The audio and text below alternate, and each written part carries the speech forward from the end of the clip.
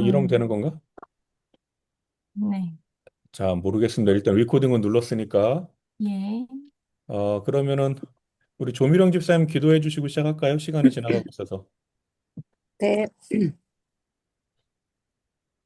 하늘에 계시는 감사하신 하나님 아버지, 오늘 또 이렇게 좋은 휴일 되는 시간에 저희들 또 하루 잘 보내게 도와주시고, 또 이 시간, 저희가 하나님의 말씀을 더욱더 잘 이해하고 또 알기 위해서 또 우리 소 목사님 모시고, 말씀을 배우는 귀한 시간 갖게 하시니 감사합니다.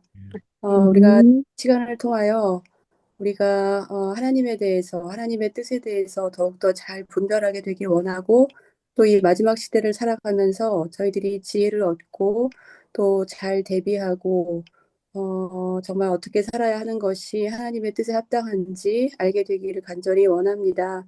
하나님, 저희와 함께 해주셔서, 지혜 주셔서 이 말씀들을 잘 깨달을 수 있도록 이 시간 저희와 함께 하여 주시고, 또 저희에게 귀한 말씀 시간 내셔서 해주시는 우리 송 목사님께도 성령께서 함께 하심으로 저희들에게 잘 이해할 수 있도록 잘 전달하실 능력을 주님 부어 주시옵기를 예수님의 이름으로 기도드립니다. 네. 아멘.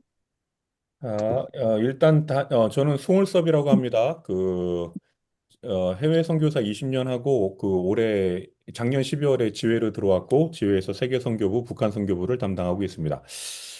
제가 자꾸 빼고 뺐는데 오성경 사모님이 직접 연락해서 해야 된다 그래갖고 오기는 왔는데 만족을 하실지는 모르겠네요. 어떤 분들에게는 또 충격이 될 수도 있는데 조금은 다른 시선으로 성경을 보면 어떨까라는 생각이 있어서 이쪽으로도 보고 저쪽으로도 보고 여러 가지 시선으로 다니엘서 계시록을 한번 개인적으로 연구를 해봤습니다. 그걸 가지고 일본에서는 여러 번 강의를 했고 거기에서 어느 정도 납득하는 분들이 계시기는 했는데 한국에서는 그렇게 많이 해보지 않았어요. 그래서 여러분들이 한번 들어보시고 한번 비교를 해보시면 좋겠습니다. 어, 다니엘 2장을 특별히 다룰 이유는 없을 것 같아요. 제가 하면 어디서 하울링이 한 분이 나는데 소리가 마이크가 예, 그죠? 오케이. 그래서 원래 제가 다루면 다니엘 1장 1절부터 계시록 마지막 절까지 한 절 한 절 다 다루거든요. 다 풀어가지고 일본 신학과에서 강의할 때는 다 풀었어요. 한 절 한 절 전부 다. 근데 여러분들은 한 절 한 절 다 갈 필요는 없을 것 같고 그래서 뭐 그 역사적인 배경이라든지 뭐 국제관계라든지 이런 것까지 다 포함해서 다니엘 11장 마지막 부분 다룰 경우에는 지금 이란과 미국의 전쟁도 집어넣고 뭐 이렇게 저렇게 했는데 여러분들은 어디까지 가야 될지 모르겠네요. 일단 다니엘 2장의 신상은 특별히 필요 없을 것 같고 오늘은 계시록 12장부터 가볼까요? 다니엘과 계시록을 이해할 때 성경을 이해할 때 가장 기본적인 바탕이 되는 이해가 하나가 필요해요. 그게 뭐냐면 우주적인 관점에서 성경을 봐야 된다는 거예요. 그러니까 지구적인 관점이 아니라 우주적인 관점에서 성경을 이해해야 된다는 건데 그게 뭐냐면 12장 17절로 한번 가겠습니다. 12장 17절로 가면 12장 1절부터 그냥 잠깐 내려가 볼까요? 12장으로 오늘 한번 건드려 보면서 필요한 곳으로 왔다 갔다 하겠습니다.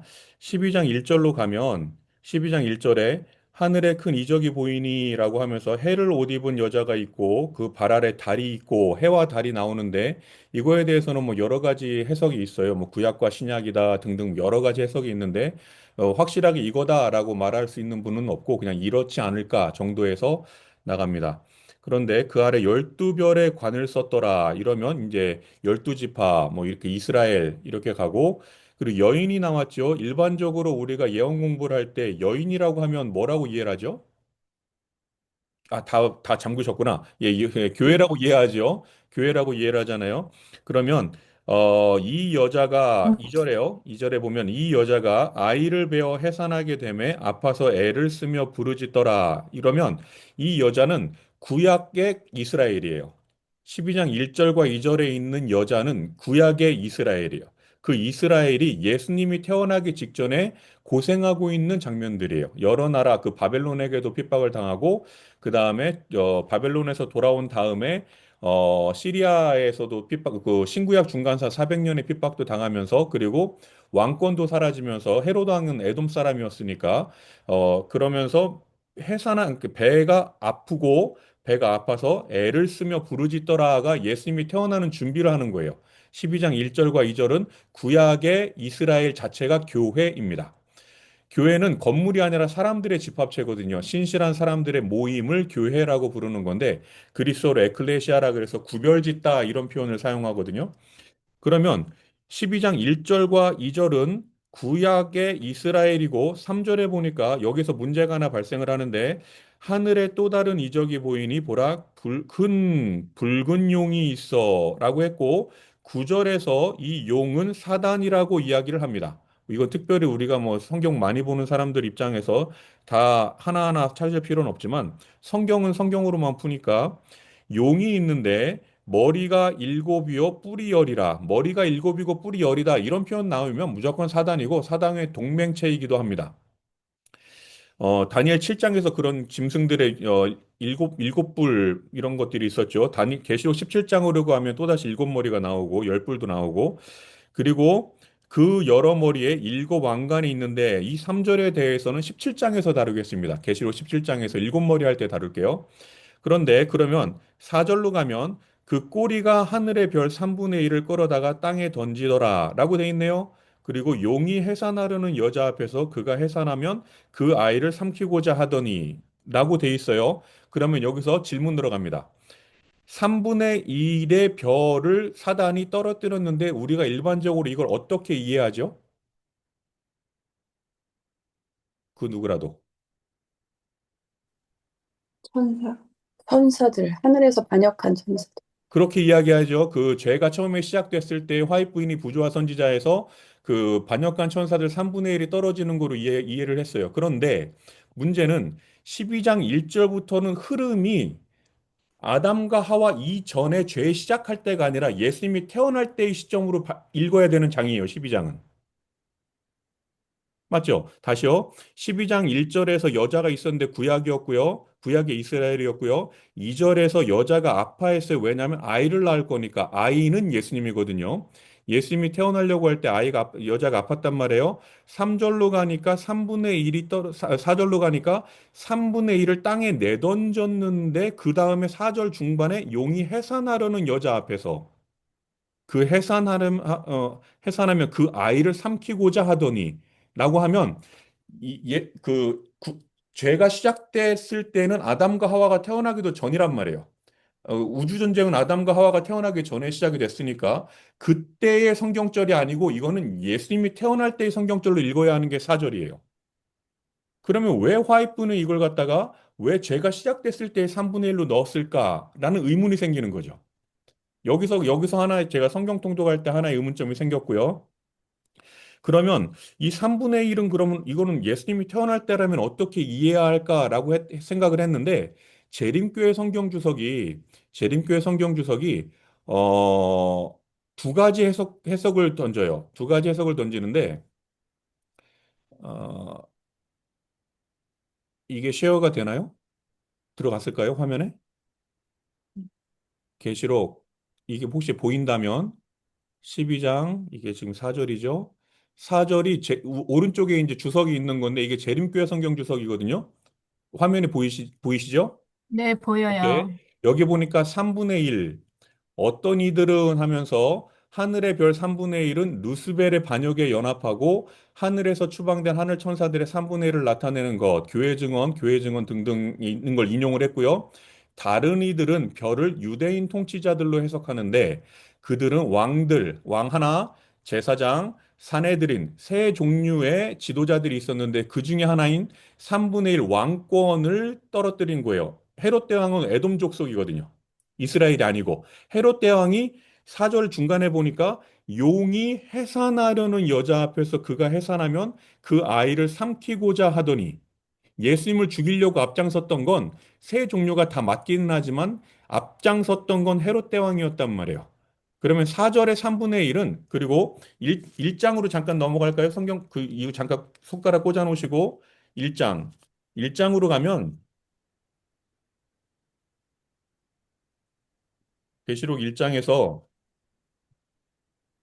1장을 뭐 다시 돌아오겠습니다만 1장 20절의 마지막 절에 보니까 내가 본 것은 내 오른손에 일곱 별의 비밀과 또 일곱 금초대라 일곱 별은 하면서 별을 나타낸단 말이에요. 별은 지도자라, 교회의 사자라.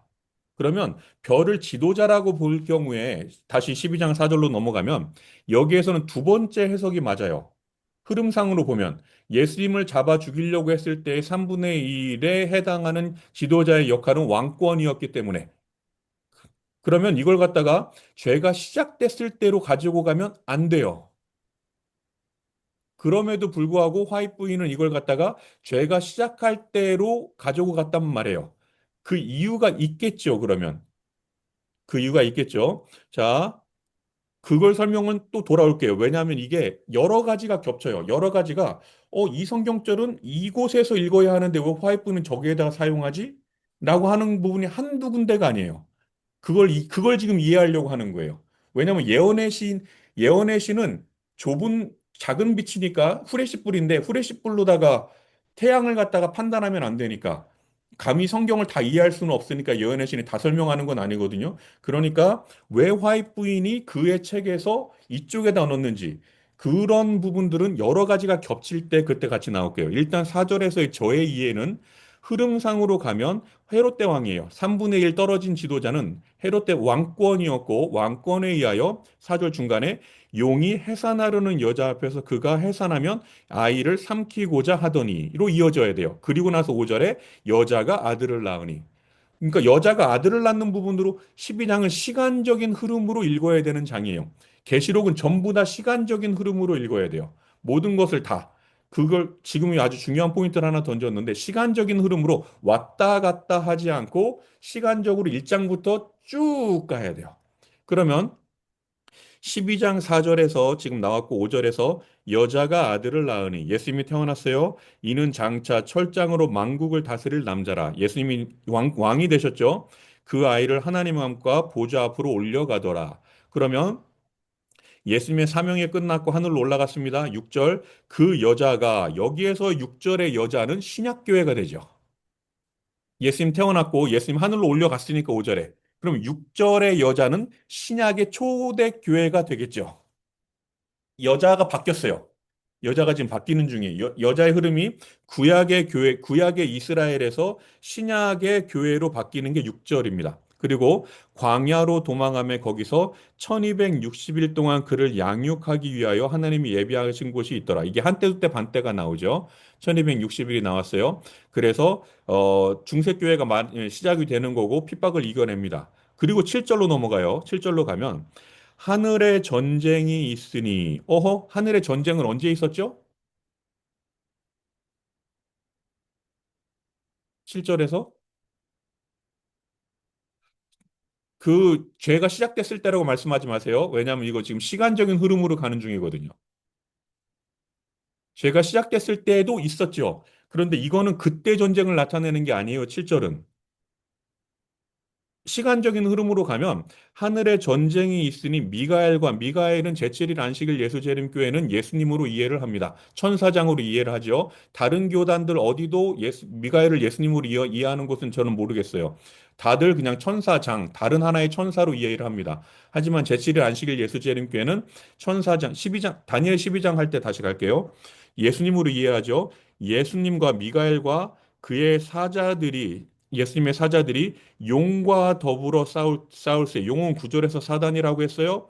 그의 사자들도 싸우나 8절 언제 싸웠냐면 8절 이기지 못하여 다시 하늘에서 그들이 있을 곳을 얻지 못한지라. 이때 또다시 이제 죄가 시작됐을 때 쫓겨나는 3분의 1의 천사로 가면 안 돼요. 왜냐하면 시점이 그때를 나타내는 게 아니거든요. 언제 싸움이 있었냐면 9절에 용이 내쫓겼는데 사단이라고도 하고 뱀이라고도 했는데 그가 언제 내쫓겼냐면 그가 땅으로 내쫓기니 그의 사자들도 그와 함께 내쫓기니라. 죄가 시작됐을 때 내쫓긴 게 아니에요. 죄가 시작됐을 때도 내쫓겼죠. 근데 지금 이 성경절은 그때를 나타내는 게 아니에요.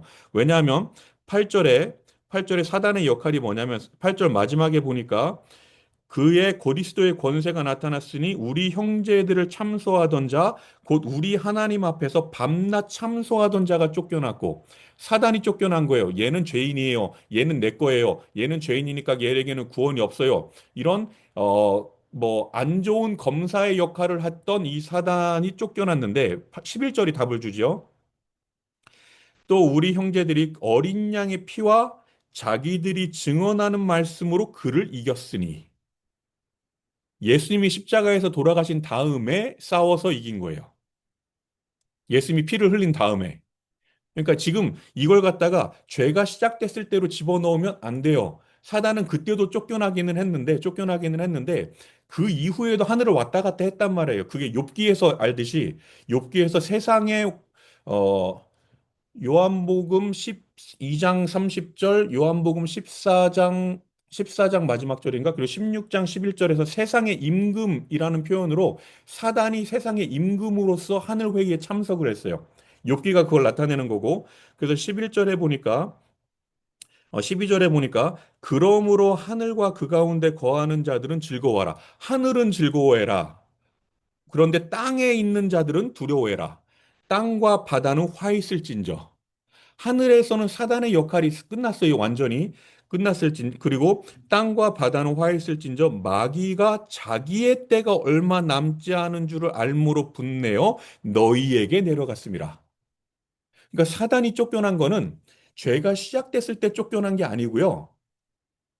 뭐 그때 안 쫓겨났다 그러면 제가 우리 연합회장님하고 지회장님하고 혼나서 안 되겠고 그냥 화이트분이 그렇게 얘기했는데 어디 네가 감히 그러니까 그때도 쫓겨났는데 완전히 있을 곳을 얻지 못하고 쫓겨난 것은 예수님이 십자가에서 돌아가신 다음에 하늘에 올라가시고 그리고 나서 완전히 쫓겨나요. 그때까지는 하늘에 그의 장소가 있었다라는 말이에요. 이걸 어떻게 이해해야 하냐면 그 13절에 가니까 용이 자기가 내 땅으로 내쫓긴 것을 보고 남자를 낳은 여자를 박해하는지라. 맞죠? 자기가 쫓겨난 다음에 남자를 낳은 여자, 그러니까 교회를 박해하는 게 시작이 되는 거예요. 12장을 읽을 때 들은 대로 읽으면 안 되고 흐름대로 읽어야만 지금의 이야기가 보여요. 그렇게 가면 이걸 어떻게 이해하는 거냐면 성경은 이렇게 이해하게 돼요. 예수님이 어, 십자가 위에서 다 이루었다라는 선언이 사람들에게 한 선언이 아니에요. 다 이루었다는 우주에 하는 선언이에요. 우리하고는 상관이 없어요. 상관이 없다. 조금 더 심각하게 말하면 우리에게는 니네도 죽어야 돼. 라는 의미예요. 그래서 십자가는 우리에게 전혀 복음이 안 돼요. 죄의 싹은 사망이라. 로마서 6장 23절에서 죄의 싹은 사망이라라고 얘기를 했으면 예수님이 그 죄의 본성을 지고 돌아가셨는데 죄가 이거야. 그래서 이렇게 될 거야를 알려주려고 돌아가셨는데 그러면 예수님이 십자가에서 돌아가시면서 다 이루었다라가 우리들에게 복음이 되지 않는다라는 이유는 니네도 죄인이니까 너희는 죽어야 돼. 이게 어떻게 우리들에게 복음이 돼요? 십자가는 우리들에게 복음이 되지 않아요. 사단은 우리가 십자가 이야기하는 거 전혀 관심이 없어요.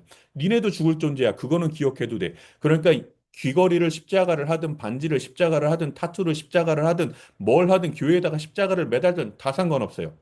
그런데 사단이 이야기하기를 고린도전서 15장 잠깐 갈까요? 우리 성경책만 보는 사람들이니까 고린도전서 15장에서 이렇게 이야기를 해요.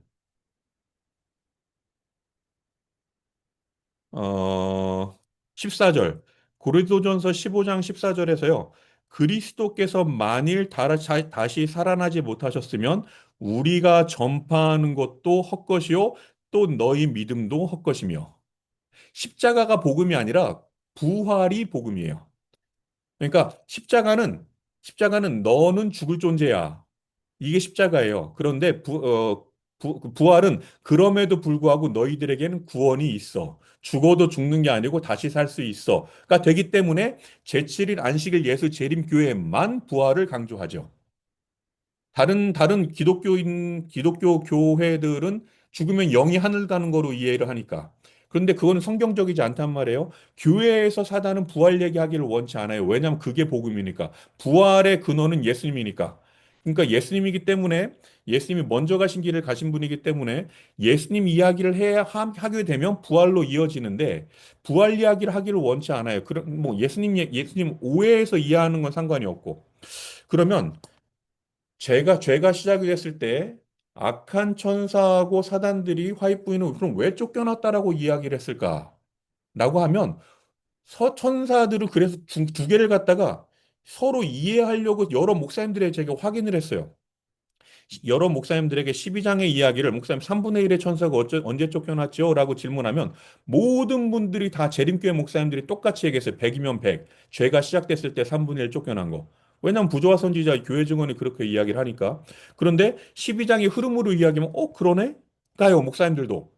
왜냐하면 우리도 들은 대로 읽어버렸기 때문에 특별히 주의하지 않고 읽었기 때문에 그래서 이걸 어떻게 스스로 납득을 했냐면 쫓겨나기는 쫓겨났는데 그때 우주전쟁을 어디서부터 설명을 해야 될지 제가 지금 막막합니다. 우주적인 관점으로 이해를 해야 돼요. 그러니까 하나의 샘플을 놓고 지회에 오니까 지회 대총회 감사부가 지회 4층 건물에 있어요.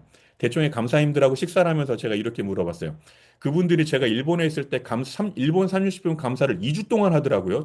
그 감사 두 명이 세 명이 와가지고 2주 동안 거기에 있는 영수증들을 다 확인하는 거예요. 그래서 모든 영수증을 다 확인합니까? 그랬더니 아니래요.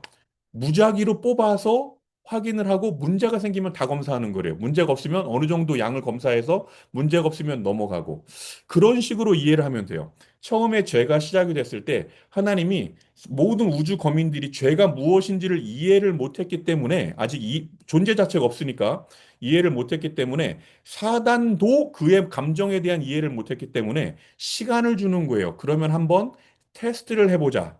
라고 시작이 된 곳이 지구가 되는 거예요.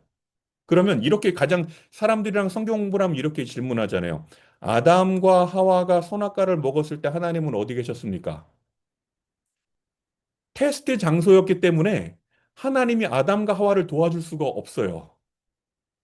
그게 욥기예요. 다시 돌아가면 어, 대쟁투라고 하는 건 칼을 들고 싸우는 전쟁이 아니라 누구 말이 맞는지에 대한 전쟁이 대쟁투예요. 그게 이제 컨트로버시라고 하는 말이 이 war이 아니라 컨트로버시라고 하는 말이 누구 말이 맞는지를 갖다가 증명을 하는 거고 그걸 사람 주변에 있는 사람 배심원들이 납득을 해야만 전쟁이 끝나요. 그러니 아담과 하와가 선악과를 먹을 때 머리카락까지도 세시는 하나님이 몰랐을 리가 없단 말이에요. 그리고 우리 하나님은 누가 구원받을 수 있는지도 다 아세요. 예정론이 아니라 예지론으로. 그러니까 1844년이니 1260년이니 이런 숫자들이 주어지는 게 하나님은 다 알고 계시기 때문이란 말이에요. 그러면 아담과 하와가 그걸 먹는 것도 다 아심에도 불구하고 손을 뻗칠 수가 없어요. 도와주면 사단이 도와주면 안 돼요. 그래서 성과 악의 대쟁투의 가장 기본적인 딱 하나, 유일한 룰은 자유의지. 딱 하나. 성경을 읽으면 보이는 게 자유의지만 보여요. 자유의지가 있기 때문에 하나님은 개입하지 못하시는 거예요. 왜냐하면 사단이, 하나님, 개입하면 그거 반칙이에요. 라고 하거든요. 그때 규정은 자유의지고 기준은 율법이에요. 율법에 비추어서 제대로 하느냐 안 하느냐를 자유의지가 선택하느냐 안 하느냐로 보는 거예요. 그러니 사단도 개입하지 못해요. 하나님도 개입하지 못해요. 사람들의 마음이 어디를 선택하느냐를 가지고 우주 거민들이 그걸 판단하는 게 대쟁투가 돼요. 그러니 우주 거민들은 그 죄가 무엇인지도 아직 납득을 못했기 때문에 지구가 그 테스트 장소가 되고 화이트는 이걸 교과서라는 표현으로 그의 책에 써놓은 거예요. 이 교과서라고 하는 텍스트북을 가지고 온 우주 거민이 공부를 하는 겁니다. 이게 죄구나. 이게 율법이구나. 그렇게 들어가는데 율법은 선과 악에서 선은 무엇이고 악이 무엇인지는 17절에 계시록 12장 17절 이야기할 때 갈게요. 지금 같은 게 그러면 이 선과 악은 우주에서부터 시작했다라는 걸 먼저 가장 기본적으로 이해를 해야 돼요. 아담과 하와에게서 시작된 게 아니라 우주에서 시작됐고 끝나는 것도 우주에서 끝이 나야 합니다. 이 우주적인 시선에서 바라봐야 돼요. 가장 기본적인 게 뭐냐면 요한복음 3장 16절에서 하나님이 세상을 이처럼 사랑하사에서의 세상은 그리스어로요. 코스모스예요. 코스모스는 우주를 나타낸단 말이에요. 하나님이 세상을 이처럼 사랑하사는 이 지구를 사랑하사가 아니라 우주 전체를 사랑하사가 돼요. 우주적인 시선으로 가야 돼요. 또 하나가요. 고린도전서 4장으로 갑니다. 이 성경책만 갖고 갈 거라서 여러분 텍스트북이 없어요. 성경책만 왔다 갔다 따라가야 돼요. 고린도전서 4장에 가면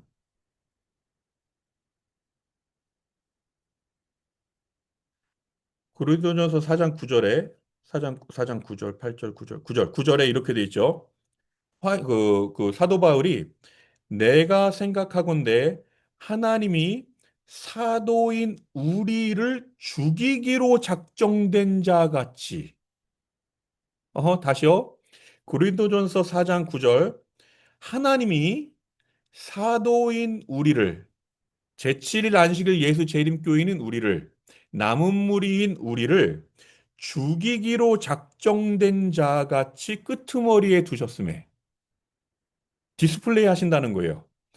누가 봐요? 우리는 세계라는 단어가 그리스어로 여기도 코스모스예요. 온 우주와 우주 곧 천사와 사람에게 구경거리가 되었노라. 이 세계라는 말이 하나님이 세상 세계라고 할 때 표현이 지구가 아니라 우주 전체 하나님의 피조물 창조물 모두를 나타낸다는 인식이 일단 들어가야 돼요. 계시록 다니엘을 읽을 때. 그러면 하나님이 이 죄가 시작이 됐을 때 아담과 하와가 선악과를 먹을 때 하나님이 터치해서 도와주게 되면 하나님의 도움이 없으면 이들은 율법을 못 지키네요. 율법 전쟁이니까. 율법을 못 지키네요라고 공격이 들어가요. 그게 욥기거든요. 하나님이 손을 뻗치면 안 돼요. 욥의 그의 신앙으로 왜냐하면 하나님이 욥을 의인이라고 선언을 해버리셨기 때문에 욥이 의인이 되어 일장에서 의인 그와 같은 자가 없더라. 라고 하셨기 때문에 욥은 하나님은 그걸 욥을 통해 증명하셔야 돼요. 하나님의 말씀이 옳음을 우주에. 그러니까 도와줄 수가 없어요. 대신 룰은 있는 거죠. 그의 생명은 건들지 말아라. 그렇게 되기 때문에 아담과 하와가 선악과를 먹을 때에 사단이 부조와 선지자에서 뭐라고 이야기를 하고 부조와 선지자 제일 마지막 장 그리고 시대의 소망 제일 마지막 장 그리고 사도행적 4장에서 뭐라고 이야기를 하냐면 하나님 하나님이 저를 만들 때 완전하게 만들었지요. 하나님이 루스벨을 만들 때 완전하게 만들었으니까 그때 하나님 그래 완전하게 만들었다. 완전하게 저를 만들었는데 완전한 저도 지킬 수 없는 율법이라면 그 율법을 만든 당신이 잘못된 겁니다. 가 사단의 주장이에요. 그래서 율법을 깨뜨리지 않으면 사단이 살아남을 수가 없기 때문에 죄의 싹슨 사망이라 그 율법인데 그 율법이 잘못됐음을 깨뜨리지 않으면 사단은 살아남을 수가 없어요. 사단은 지금 목숨 걸고 율법을 공격하고 있는 중이에요. 율법을 공격한다는 건 율법을 만든 하나님이 잘못됐음을 우주 거민들에게 증명해야만 그가 살아남을 수 있어요. 이게 대쟁투예요.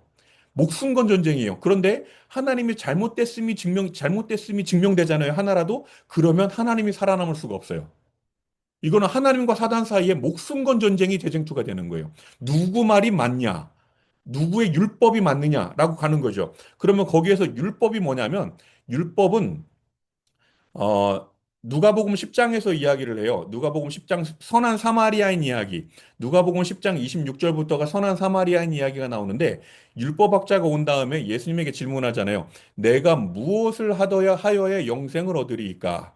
그랬더니 예수님이 이렇게 대답하죠. 율법에는 뭐라고 써 있고 너는 그걸 어떻게 읽느냐? 다시 말하면 율법에는 영생이 있다라는 말이에요. 선한 사마리아인 이야기는 영생에 대한 이야기예요. 그래서 천주교가 열심히 선을 베풀고 있는 중이에요. 마더 테레사가 나오고 열심히 선교하러 다니고 목숨 걸고 선교하러 다니는 이유가 선을 베풀어서 영생을 얻기 위하여 뭐 품성이 변화되기도 했지만 그렇게 가는 건데 율법에는 뭐라고 기록됐고 너는 어떻게 읽느냐? 두 가지가 중요합니다. 율법에는 뭐라고 기록됐고 어떻게 읽느냐? 율법은 기본적으로 성경인데 성경은 뭐라고 이야기를 하고 넌 어떻게 읽느냐. 성경 열심히 읽는 거 그거 중요하지 않아요. 저 작년에 성경 7번 읽었고 지금 두 번째 시작했거든요. 그 뭐 올해는 시간이 없어서 3번 가면 많이 간다 지금 이러고 있는 중인데 성경을 많이 읽는 것 중요한데 더 중요한 건 어떻게 읽느냐. 성경은 뭐라고 쓰여 있고 너는 그걸 어떻게 읽느냐. 유대인들은 성경을 열심히 읽은 다음에 예수님 십자가에 붙들어 매고 죽였단 말이에요. 사단은 성경을 열심히 읽은 다음에 예수님을 핍박했단 말이에요. 성경을 읽느냐 안 읽느냐가 아니라 어떻게 읽느냐. 기도를 하느냐 안 하느냐가 아니라 어떻게 하느냐. 내 마음이 어떻게 돼 있느냐가 영생으로 연결되는 부분인데 율법학자가 이렇게 대답을 하죠. 율법에는 이렇게 기록됐습니다. 누가복음 10장 27절에서 하나님을 사랑하고 내 이웃을 사랑하라라고 되어 있습니다. 라고 이야기를 해요. 그랬더니 예수님이 그 말이 맞다? 거기서 안 끝나죠? 그대로 행하라? 그러면 살리라. 맞다 행하라가 이어지는 건데 그러면 율법의 속성은 사랑이에요. 그럼 죄는 뭐예요? 죄는 사랑의 반대는 뭐예요? 자, 아무도 대답 안 하셔요. 자, 다시 그냥 저 혼자 떠듭니다. 괜찮아요. 이거 경험 많아요. 율법은 사랑인데 성경이 말하는 사랑의 최고점은 십자가예요. 어, 요한복음 15장에서 14장 또 15장에서 형제를 위하여 죽는 사랑보다 더 큰 사랑은 없나니. 성경이 말하는 사랑은 하나님의 율법이 말하는 사랑은 형제를 위하여 죽는 사랑이에요. 나를 따라오려거든 너의 십자가를 지고 나를 따라오거라라고 예수님이 마가복음 6장, 누가복음 16장에서 이야기를 하고 있는 거예요. 성경이 말하는 사랑은 밖을 향한 사랑이에요. 그런데 사단이 말하는 죄도 사랑이에요. 그런데 사단이 말하는 죄는 나를 향한 사랑이에요. 내가 나를 먼저 하고 남으면 남도 사랑할게요. 그게 이기심이 되는 거죠. 안을 향한 사랑과 밖을 향한 사랑이 부딪히고 싸우는 게 선악과의 선악의 대쟁투고 이게 싸워서 폭발한 순간이 십자가가 돼요. 십자가에서 예수님은 아버지여 저들을 용서하여 주옵소서 무엇을 하는지 알지 못하나이다. 밖을 향한 사랑을 나타내요. 근데 유대인들은 이야기하죠. 네가 메시아면 내려와 봐. 너 스스로도 구원 못하니? 그들을 향한 사랑으로 가지고 가요. 그러니 선악의 대장투는 뭐냐면 밖을 향한 사랑과 안을 향한 사랑이에요. 사단이 이걸 강조하는 거예요. 하나님, 나도 사랑하지 못하면서 어떻게 남을 사랑할 수 있습니까? 가 사단이 이야기하는 거예요. 하나님이 저를 완벽한 존재로 만드셨죠. 그런데 이렇게 완벽한 루시퍼인 저도 천사장인 저도 지킬 수 없는 법이라면 당신이 잘못된 겁니다. 그러니 저는 무죄입니다. 사단이 이야기하고 싶은 전쟁은 이거예요. 여기에서 그러면 한번 시험해 보자. 라고 대상이 된 게 아담과 하와죠. 아담과 하와는 하나님이 손으로 빚으시고 생기를 불어넣으시는 생기는 르아흐라 그래서 어떤 곳에서는 성령으로 번역이 된단 말이에요. 생령을 불어넣어 주셔서 이게 살아있는 존재가 됐는데 휴먼빙이 됐는데 하나님 아담과 하와도 완전하게 만드셨죠. 그렇지. 그런데 이 완전한 아담과 하와도 못 지키네요? 그러면 당신이 잘못된 겁니다. 하나님이 계속 져요. 아주 슬픈 사랑이 이어지는 거죠. 우주 거민들은 그때마다 하나님 그러니까 말은 못할 수도 있어요. 하나님의 존재가 거룩하니까. 그럼에도 납득을 못하는 거죠. 하나님의 말씀이 계속 져서 오니까. 전투에서 계속 지는 것처럼 보이니까. 그랬더니 아벨이 태어났네요. 괜찮은 아벨이 나와서 우주거민들이 기대하는데 죄의 삭은 사망인데 사망이 자기가 죽는 것만이 아니라 남을 죽이는 것도 죄의 속성이 돼요. 나를 사랑하니까. 그러니까 아벨을 죽여버리네. 그 다음에 5장으로 가니까 수많은 사람들의 이름이 내려오는데 다 죄인이에요. 마이농 말고는. 에녹은 샘플로 하늘로 데려가셨고 6장으로 가니까 노아가 나왔어요. 6장 창세기 6장 9절에 노아는 당대의 의인이더라. 라고 성경은 이야기를 해요. 노아는 성경 자체가 우리 시대 의인이 아니고 당대 의인이 돼요. 그런데 노아는 진짜 의인이었느냐? 우리 기준으로 보면 안 맞아요. 왜냐면은 9장에서 술 먹고선 자기 아들 저주하고 뭐 그런 사람이 어떻게 완전한 의인이라고 표현을 할 수가 있어요? 안 돼요. 그러니까 노아도 지고 다 져서 와요. 10장에서는 사람들이 나온 다음에 10장에서 속성이 나오고 11장에서 바벨탑 세우고 10장에서 바벨탑 세우고 11장에서 아브라함이 나오는데 아브라함이 괜찮은 사람이 나오는 것 같아요. 11장 마지막 절에서. 그런데 12장으로 가면 갈 바를 알지 못하여 가나안에 도착을 했는데 기근이 나니까 얼른 물을 찾아가지고 이집트로 내려간 다음에 자기 부인을 여동생이라고 이야기를 하고. 그러니까 아브람도 의인이 아니에요. 하나님이 그 성경 흐름상 한 번 이겼어요. 창세기에서 한 번. 언제 이겼냐면 그게 모리아산에서 이삭을 제물로 드릴 때. 그래서 아브라함이 믿음의 선조가 되는 거예요. 자꾸 일본 말이 나올라 그러네. 큰일 났네. 그래서 믿음의 아버지가 된다는 이유가 내 목숨보다도 더 소중한 내 아들을 하나님께 드리는 하나님을 사랑하는 사랑을 먼저 보였기 때문에 브라함이 믿음의 조상으로 부름을 받게 돼요. 그러면서 계속 이어지는데 그럼에도 불구하고 그 이후에 아브라함 그리고서 계속 죄를 져요. 그 이후에 사람들은 단 한 명도 빼지 않고 죄를 져요. 그러니까 사람이 계속 졌단 말이에요.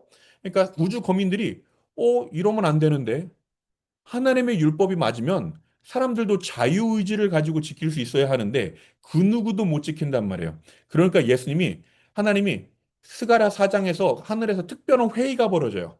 특별한 회의, 특별한 회의가 스가랴 4장인데 스가랴 4장으로 제가 기억하거든요. 스가랴 4장으로 가면 스가랴 4장에서 이렇게 이야기를 해요.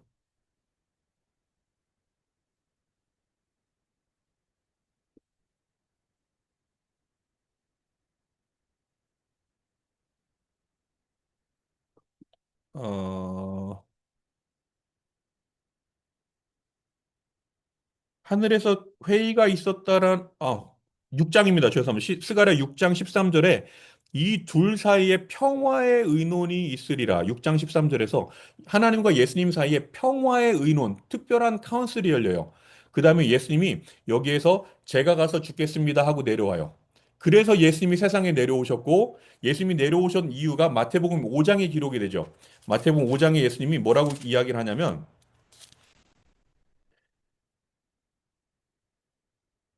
아, 여러분, 예수님의 제자들이 몇 명이었죠? 열둘이었죠? 근데 가룟 유다 죽은 다음에 마띠아 뽑았으니까 열셋이 됐잖아요. 이스라엘 족속은 몇 지파였죠? 이스라엘 지파는? 12지파 아니에요? 13지파예요. 왜냐면 레위 지파가 들어가면 13지파가 돼요. 레위를 빼면 12지파가 돼요. 가운데 성소가 있으면 셋이 둘러싸고 그 가운데 레위 족속이 따로 있어요. 가나안 땅을 받은 받은 지파는 12지파. 레위는 48개의 성을 받았으니까 48개 중에 6개는 도피성이었고 그래서 그 13개가 신약으로 가면 열세 제자가 되는 거고, 계시록 7장에 보면 14만 4천이 나오는데, 12지파가 나오는데, 거기는 레위가 들어가 있어요. 그럼 나머지 하나가 빠지겠죠. 나머지 하나가 누구냐면 그게 단지파가 없어요. 왜인지는 아무도 몰라요. 그러니까 여기서 가룟 유다가 빠지고 여기선 단지파가 빠져요. 그 열둘이 맞춰지는 게 신약과 구약의 밸런스가 맞춰지는 건데 예수님의 열두 제자가 예수님과 함께 일한 시간은 3년 반이잖아요. 그런데 열두 제자가 다 모인 건 3년 반이 아니에요. 약 1년 반에서 2년이 지난 다음에 예수님의 열두 제자가 모였어요. 그 전에는 파트타임이었어요. 아르바이트 제자들. 그래서 예수님이 침례를 받으시고 40일 시험 받고 요단으로 돌아온 다음에 그 다음 날 침례 요한의 제자 두 명이 침례 요한을 배반하죠. 안드레하고 요한이. 얼른 떠난 다음에 예수님에게로 넘어가요. 그랬더니 안드레가 베드로를 불러오죠. 그리고 필립을 만나고 나다나엘을 데리고 오고 이렇게 5명이 만들어지는데 다 집으로 가요. 이때는 다 집으로 갔고 결혼식장까지는 같이 가요. 그게 이제 월요일이고 그다음에 수요일에 결혼식장까지는 같이 가는데 그다음에 다 집으로 갔다가 또 바쁘면 왔다가 또 갔다가 이렇게 가요. 그랬더니 예수님이 다시 베드로를 찾아간 다음에 내가 사람 낚는 어부가 되게 할 테니까 이제부터 풀타임으로 나를 따라와라고 다시 불러들여요. 이러면서 열두 제자가 만들어진 건 약 1년 반에서 2년이 지난 다음이에요. 침례 요한이 옥에 갇힌 이후에. 침례 요한은 예수님보다 1년 전에 죽었고 1년 동안 욕에 갇혀 있었고 그러니까 약 1년 반쯤 지났을 때 예수님의 열두 제자가 갖춰지는 거예요. 그래서 12제자가 갖춰진 다음에 그들의 머리에 안수를 하고 둘씩 짝을 지어서 내보내는 그 선교사 파송식을 하는 게 마태복음 10장이고, 그리고 이들이 다 모였을 때에 사람들이 예수님이 침례 요한의 선언대로 예수님이 메시아다라는 소문이 퍼지니까 셀 수도 없는 사람들이 예수님을 만나러 오니까 예수님이 사람들이 너무 많이 몰려오니까 산으로 자꾸 올라가서 산 위에서 그 사람들에게 하는 설교가 산상수훈이 돼요. 이게 12제자가 만들어진 특별 기념식 선포예요. 그럼 사람들이 왜 모였냐면 사람들은 예수님을 왕으로 추대하려고 온 거예요. 하나님의 어린 양이로다라고 하는 침례 요한의 선언을 들었던 이 사람들이 왜 침례 요한이 그렇게 이야기를 했는지를 확인하고 예수님이 왕인지를 확인하려고 모였기 때문에 예수님은 내 왕국은 이런 사람들이 갈 수 있는 거야 라고 하는 게 마태복음 5장, 6장, 7장에 있는 산상수훈이에요. 그게 심령이 가난한 자는 복이 있나니 천국에 그들의 것이라. 라고 하면서 하늘에 갈 수 있는 사람들에 대한 내용이 5장, 6장, 7장에 들어있는 거죠. 이 이야기를 왜 하냐면 이 이야기를 다니엘 7장에서 한번 건들 거예요. 다니엘 7장에서 예수님이 1844년 10월 22일 이후에 성소에서 지성소로 넘어간 의미가 무엇인지를 이 이야기를 가지고 건드려야 돼요. 이거 아니면 이야기를 할 수가 없어요. 왜 지성소하고 성소의 사역이 뭐가 다른데? 라고 하면 설명하기가 너무 어려워져요. 그런데 예수님이 왕으로다가 들어가는 건데 여기에서 5장 17절에 이렇게 이야기해요. 마태복음 5장 17절에서 예수님이 왜 왔냐면 내가 율법이나 선지자를 폐하러 온 줄로 생각하지 말라. 폐하러 온 것이 아니요 완전하게 하려 함이라. 하나님의 율법이 맞음을 증명하러 오신 거예요, 예수님은. 우주거민들에게. 사람은 그 이후의 이야기예요. 지금 이 얘기는 우리는 우리 중심으로 읽고 있는데, 대쟁투는 우주 중심으로 읽어야 돼요. 전 우주가 닦여 있는 중심이에요. 그래서 이 우주에서 우주거민들이 율법을 사람들이 다 실패하고 오니까, 천사장이었던 사탄도 못 지켜. 그 다음에 사람도 못 지켜. 이러니, 사단의 말이 맞는 거 아니야?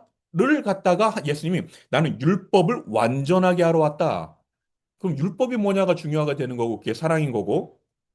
그래서 예수님이 4천년이 지난 시점에서 십자가에서 돌아가시면서 다 이루었다라고 했을 때 이 선언은 사람하고는 상관이 없어요. 우주인들에게 이야기하는 선포가 되는 거예요. 이게 산상수훈 서론 부분에 기록되어 있는 이야기입니다. 우주인들 니네 다 이해했니? 이게 율법이고, 이게 죄고, 이게 사랑이야. 하나님이 맞음을 알겠지? 라고 이야기를 하니까 우주인들이 네, 이제 알겠습니다. 그럼 난 다 이루었다.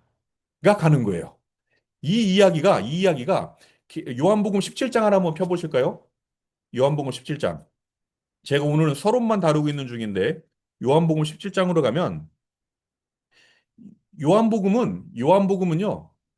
어, 1장부터 예수님의 사역이 쭉 기록이 되는데 예수님이 사람들을 만나러 가는 사역을 이야기를 해요. 요한복음은 특별한 사상을 가지고 있는 존재가 요한이에요.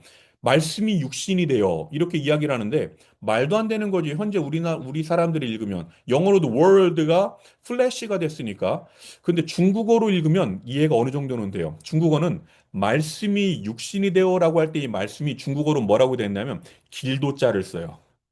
그래서 진리를 찾아가는 이 길이 육신이 되어라고 하고 그래서 길 가다가 만나는 도를 아십니까? 성경적인 표현이에요.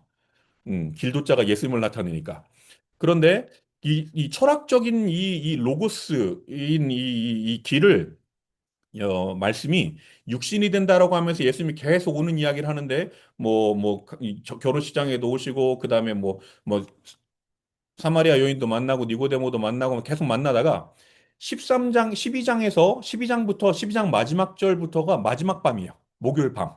마지막 그 만찬이니까 목요일 밤 만찬이 시작이 되고 13장 마지막에서 14장부터 예수님이 하시고 싶은 이야기를 마지막 유언을 남겨놓는 게 14장, 15장, 16장이에요. 그리고 17장이 겟세마네의 기도고요. 그리고 18장에서 잡히시고 19장에서 돌아가시고 20장 신문 받으시고 20장에서 돌아가시고 21장에서 부활하시고 뭐 이렇게 이어지는 건데 17장이 겟세마네가 된단 말이에요. 여기서 뭐라고 이야기를 하냐면 이렇게 돼요. 3절에 영생은 곧 유일하신 하나님과 그가 보내신 자 예수 그리스도를 아는 것이니라. 이걸 계시록 17장으로 넘어가면 똑같이 이야기돼요. 하나님의 계명과 예수의 증거를 가진 자들이니. 이 표현하고 같은 표현이에요. 하나님을 알고 예수를 아는 것이니. 그리고 5절인데요, 4절인데요. 어, 아버지께서 내게 하라고 주신 일을 내가 다 이루어. 아버지가 맞음을 예수님은 증명해야 했어요. 우주 거민들에게. 그래서 하라고 하신 일을 제가 다 이루어 아버지를 이 세상에서 코스모스 우주에서 영화롭게 하였나이다. 예수님이 세상에 오신 건 하나님이 맞음을, 하나님의 율법이 맞음을, 하나님의 품성이 맞음을 우주인들에게 증명하기 위하여 오셨고 그 사명을 가지고 오셨고 4절에서 주신 일을 내가 다 이루었고 아버지를 이 세상에서 영화롭게 하였사오며 사랑 전쟁이에요. 예수님 율법을 하러 오셨는데 그래서 예수님이 돌아가셨단 말이에요. 그리고 나서 예수님이 하늘로 올라가셨어요. 하늘로 올라가셨는데 왜 하늘로 갈 때 예수님과 같이 부활한 사람들만 데리고 갔잖아요. 마태복음 27장에서 예수님이 부활할 때 무덤이 열리면서 부활한 사람들, 이 사람들만 특별히 데리고 갔단 말이에요. 이게 사도행적 4장에 있단 말이에요. 사도행적 4장에 이렇게 그들이 기록됐는데 제7일 안식일 예수 재림교회는 정통적으로 이걸 진리는 아닌데 재림교회 주석도 마찬가지고 계시록 4장에 나와 있는 24장로가 그들일 것일지도 모르겠다. 뭐 이 정도 표현으로다가 그 24장로를 첫 열매, 구원의 첫 열매로 전리품으로 예수님이 세상에서 싸워서 이긴 전리품으로 그들을 데리고 간 것으로 표현을 하고 있어요. 그렇게 해서 예수님이 데리고 갔는데 왜 모든 것을 다 아시는 예수님이 그 당시에 제자들과 구원받을 사람들을 하늘에 안 데리고 갔을까요? 이게 또 하나의 질문이에요. 이거를 이해해야만 1844년 2300주야에 대한 이해가 가능해져요. 예수님이 돌아가신 다음에 하늘 가실 때 선은 이거고 악은 이거야를 구분을 지었단 말이에요. 십자가 위에서 다 이루었다를 선언하시면서 그리고 부활을 하시면서 죽은 자들에 대한 희망도 주셨단 말이에요. 첫 열매가 되시면서 그런데 왜 하늘 가실 때 사람들은 남겨놓고 예수님만 가셨냐고. 이건 얘기를 해볼까요? 저 혼자 얘기하니까 재미없다. 예수님은 하늘에 그냥 가셨을까요? 사람은 놔두고.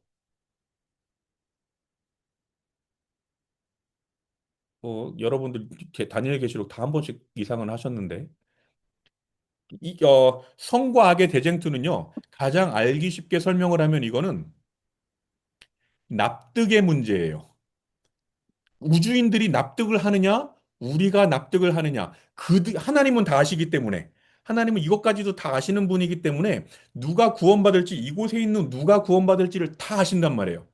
다 알매도 불구하고 재림하시지 못하고 있는 이유는 그때 2000년 전에 하늘에 데려가시지 못했던 이유는 우주인들이 납득하지 못했기 때문에 그래요. 음, 우주인들이. 우리 누가 구원받을지 하나님은 다 알아요. 그런데도 왜 못하냐면 그게 마태복음 13장이에요. 마태복음 13장에 가니까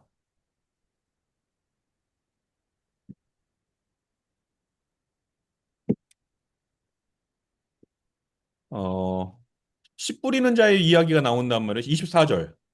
24절에 네, 이렇게 되죠. 천국은 좋은 씨를 제밭에 뿌린 사람과 같으니 천국 이야기를 하는 거예요. 근데 씨는 음, 복음이잖아요, 복음. 복음을 음, 뿌렸는데 한쪽은 곡식이 나고 한쪽은 가라지가 난단 말이에요. 교회라고 하는 주여 주여라고 하는 사람들 안에서 두 종류가 올라오는 거예요. 하나는 알곡이 올라오고 하나는 가라지가 올라와요. 말로는 주여 주여 음, 하는데 뒤에 가면 맨날 싸우네. 앞에서는 음, 주여 주여 하고 기도 열심히 주여 주여 하고 열심히 화이트인 책 읽으면서 막 목사님 욕하고 막 혼내고 막 그런 분들 막 있고 그러니까 우주거민들이요. 하나님 쟤네는 성경 읽고 기도하고 찬미하고 주여 주여 하는데 왜 저렇게 살아요? 라고 되기 때문에 그들이 이해를 못하는 거예요. 하나의 밭에 음, 뿌려지는데. 이게 천국 이야기예요. 밭에 뿌려지는 씨앗들이 그 30배, 60, 길가에 떨어지고 자갈에 떨어지고 이런 것들이 복음이 뿌려지는데 나오는 게 다르기 때문에 우주인들이 이해를 못하는 거예요. 그래서 화이트는 뭐라고 이야기를 하냐면 실물교원에서 수도 없이 이야기하기를 품성이 운명을 결정한다 라고 이야기를 하는 거예요. 음, 품성이. 품성이 운명을 결정한다. 그리고 땅에서 하늘로 가져갈 유일한 보물은 품성밖에 없다. 품성은 죽음으로도 부활로도 재림으로도 하늘에 가서도 변하지 않는다. 그러니까 한 번에 이렇게 변하지 않는다. 품성은 끊임없이 하나님을 향하여 자라난다. 라는 표현을 한단 말이에요. 그러면 품성이 운명을 결정을 하는데 품성은 사랑이에요. 어느 방향에 있냐는 거죠. 여기에서 한쪽에서는 알곡이 올라오고 복음이라는 들었는데 한쪽은 알곡이 올라오고 한쪽은 가라지가 올라오니까 우주인들이 헷갈리는 거예요, 이제. 헷갈리니까 하나님 그러니까 여기에서 혹시 누군가가 마스크를 쓰고 계신다고 하면 만약에 교회 옆에 앉아 있는 분이 마스크를 쓰고 있어요. 근데 우리가 지금 코로나 시대를 살고 있네요. 그러면 코로나일지도 몰라. 이렇게 되겠죠. 조금씩 떨어지겠죠. 우주인들이 죄가 하나님의 유일한 아들인 예수님도 죽이는 게 죄인데 이 죄인들이 하늘에 올라오면 우리도 죄인이 될지도 몰라. 하고 음, 그들이 납득을 못했기 때문에 못 데리고 가셨어요, 그때. 그러면 그들이 납득할 수 있을 때까지 곡식이 자랄 때까지 기다려야죠. 하나님은 계속 그들이 음, 납득해야만 자발적인 사랑으로 따라오니까. 그래서 기다리는 시간이 1844년이에요. 그때 알곡과 가라지가 구분된 시간이에요. 땅에서는 아무 사건도 없었어요. 특별한 전쟁도 없었고, 특별한 재앙도 없었고, 아무것도 없었는데, 2300주야는 성전이 깨끗하여 정결하게 되는 거기 때문에, 이거는 하늘 성소가 정결하게 되는 거예요. 그들이 이해한 순간이에요. 누가 구원받을지. 그래서, 자, 다니엘 7장으로 갑니다. 오늘 서론만 다루는데, 약속 있으신 분들은 빠져도 됩니다. 제가 이 오성경 사모님 이거 언제까지 하는 거예요? 저 이제 서론 시작도 못 했는데. 자, 일단 7장 갑니다. 7장과 다니엘 7장을 가면 다니엘 7장도 시간적인 흐름으로 나와요. 제가 말이 빠르기 때문에 잘 쫓아오셔야 됩니다. 그래서 사자가 나오고 곰이 나오고 표범이 나오고 이건 안 건드릴게요. 다 아시니까. 간 다음에 그다음에 9절부터가 제 포인트예요. 9절부터가 포인트인데 뭐냐면 8절에 보니까 작은 뿔이 뽑혔네요. 작은 뿔이 큰 말을 하기 시작을 했어요. 마치 538년 이후죠. 그 다음에 9절에 보니까 또 보니 왕자가 놓이고 그 다음에 하나님의 모습이 보입니다. 이거 9절은 하나님이에요. 하나님의 보좌고요. 10절에 하나님 앞에 섬기는 천사들이 있고 심판을 베푸는 책들이 있어요. 심판자는 하나님뿐이에요. 음, 하나님만 심판할 수 있어요. 그런데 11절에 가니까 그때 시간적인 흐름으로 계속 읽어야 되는 거예요. 11절에 작은 뿔이 말하는 큰 목소리로 말미암아 주목하여 보는 사이에 짐승이 죽임을 당하고 그의 시체가 상한 바 되어 타오르는 불에 던져졌으니 이거는 1798년이지요. 우리가 이해하는 대로 프랑스 혁명 때 1798년에 그 다음에 12절로 가면 그 남은 짐승들은 그의 권세를 빼앗겼으나 여기서 남은 짐승은 뭡니까 그럼? 12절에 남은 짐승은 뭐죠? 11절에 작은 뿔이 나 있는 넷째 짐승은 여기서 죽었는데 12절에 있는 남은 짐승은 뭐냐면 사자, 곰, 표범은 살아있다는 얘기예요. 음, 사자, 곰, 표범은 그 권세를 빼앗겼으나 정치적인 권세는 빼앗겼으나 그 생명은 보존되어 그 품성은 보존되어 정한 시기가 이르기를 기다리게 되었더라. 이게 계시록 13장에서 다룰 이야기입니다. 이 세 짐승은 살아 있어요. 사자, 곰, 표범은 지금 성경절이 얘기하잖아요. 12절이 남은 짐승들이 있으니까. 그리고 나서 13절이 그가 또 밤 환상 중에 보니 인자 같은 이가 예수님이죠. 구름을 타고 와서 이건 손오공이 아니에요. 예수님의 그 영광의 빛이죠. 구름을 타고 와서 일본에 있으니까 어떤 분이 묻더라고요. 예수님도 구름 타고 다니냐고. 그리고 성소하고 지성소가 얼마나 멀길래 구름 타고 가냐고. 뭐 그런 얘기를 하는데 그래서 깜짝 놀래가지고 히브리어를 찾아보니까 온이 아니고 영어로 온이 아니라 인이에요. 인. 온도 되고 인도 되는데 인으로 읽으면 됩니다. 그래서 예수님의 그러니까 영화로운 구름, 그 빛이 나고 뭐 이런 느낌으로 읽으면 돼요. 그래서 타고 와서 옛적부터 항상 계신 이는 아버지 하나님이죠. 하나님에게 나아가 그 앞에 인도되매. 이게 성소에서 지성소로 넘어가는 거예요. 그러면 성소에서 지성소로 넘어간 이유가 뭐냐는 거예요. 성과 악이 구분지어졌단 말이에요. 1844년에 알곡과 가라지가 우주거민들이 이해했단 말이에요. 알곡이 뭐고 가라지가 뭔지 품성을 이해한 거예요. 누가 구원받는지가 아니고 어떤 사람들이 구원받는지를 그들이 이해한 거예요. 그래서 1844년은 화해 부인이 종말이라고 이야기를 하는 거예요. 1844년은 종말이 아니에요. 재림교회는 1860년에 생겼는데 20년 후, 16년 후에 생겼단 말이에요. 그럼에도 불구하고 화이트문이 1888년에 공식적으로 각시대 재생투 책으로 내보낸 각시대 재생투에서도 1844년은 종말이었다라고 이야기한단 말이에요. 이건 지구에서의 종말이 아니고 하늘에서 가라지와 알곡이 그들이 납득하는 품성이 이런 것이구나가 결정된 순간이에요. 그래서 음, 그걸 갖다가 그거를 이해시키는 게 각시대전투에서 몇 장이었냐? 그 열처녀의 비유, 마태복음 25장에 있는 열처녀의 비유를 들어서 화이트분이 설명을 해요.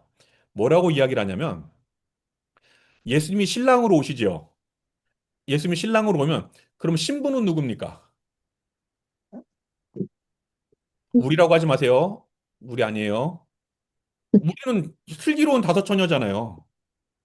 슬기로운 다섯 처녀가 신부도 되면 이거 복잡한 결혼 관계가 돼버려요. 신부의 들러리들이 우리가 들러리인데 우리가 신부가 될 수는 없어요. 그럼 신부는 누구예요?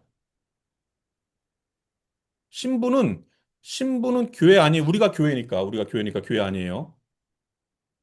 신부는 여자죠. 근데 여기서 성경이 말하는 신부 이 마태복음 25장 열처녀가 말하는 신부는 사람이 아니에요. 계시록 21장으로 갑니다. 계시록 다니엘 7장으로 넘어올 거니까 손가락 꽂아 놓으시고요. 계시록 21장 마지막이죠. 21장으로 가면 21장 2절 또 내가 봄에 거룩한 성 새 예루살렘이 하나님께로부터 하늘에서 내려오니 그 준비한 것이 신부가 남편을 위하여 단장한 것 같더라. 예루살렘이 얼마나 아름다운지 신부라고 표현을 했잖아요. 그런데 9절로 갑니다. 계시록 21장 9절. 일곱 대접을 가지고 마지막 일곱 재앙을 담은 나중에 일곱 대접 이야기할게요.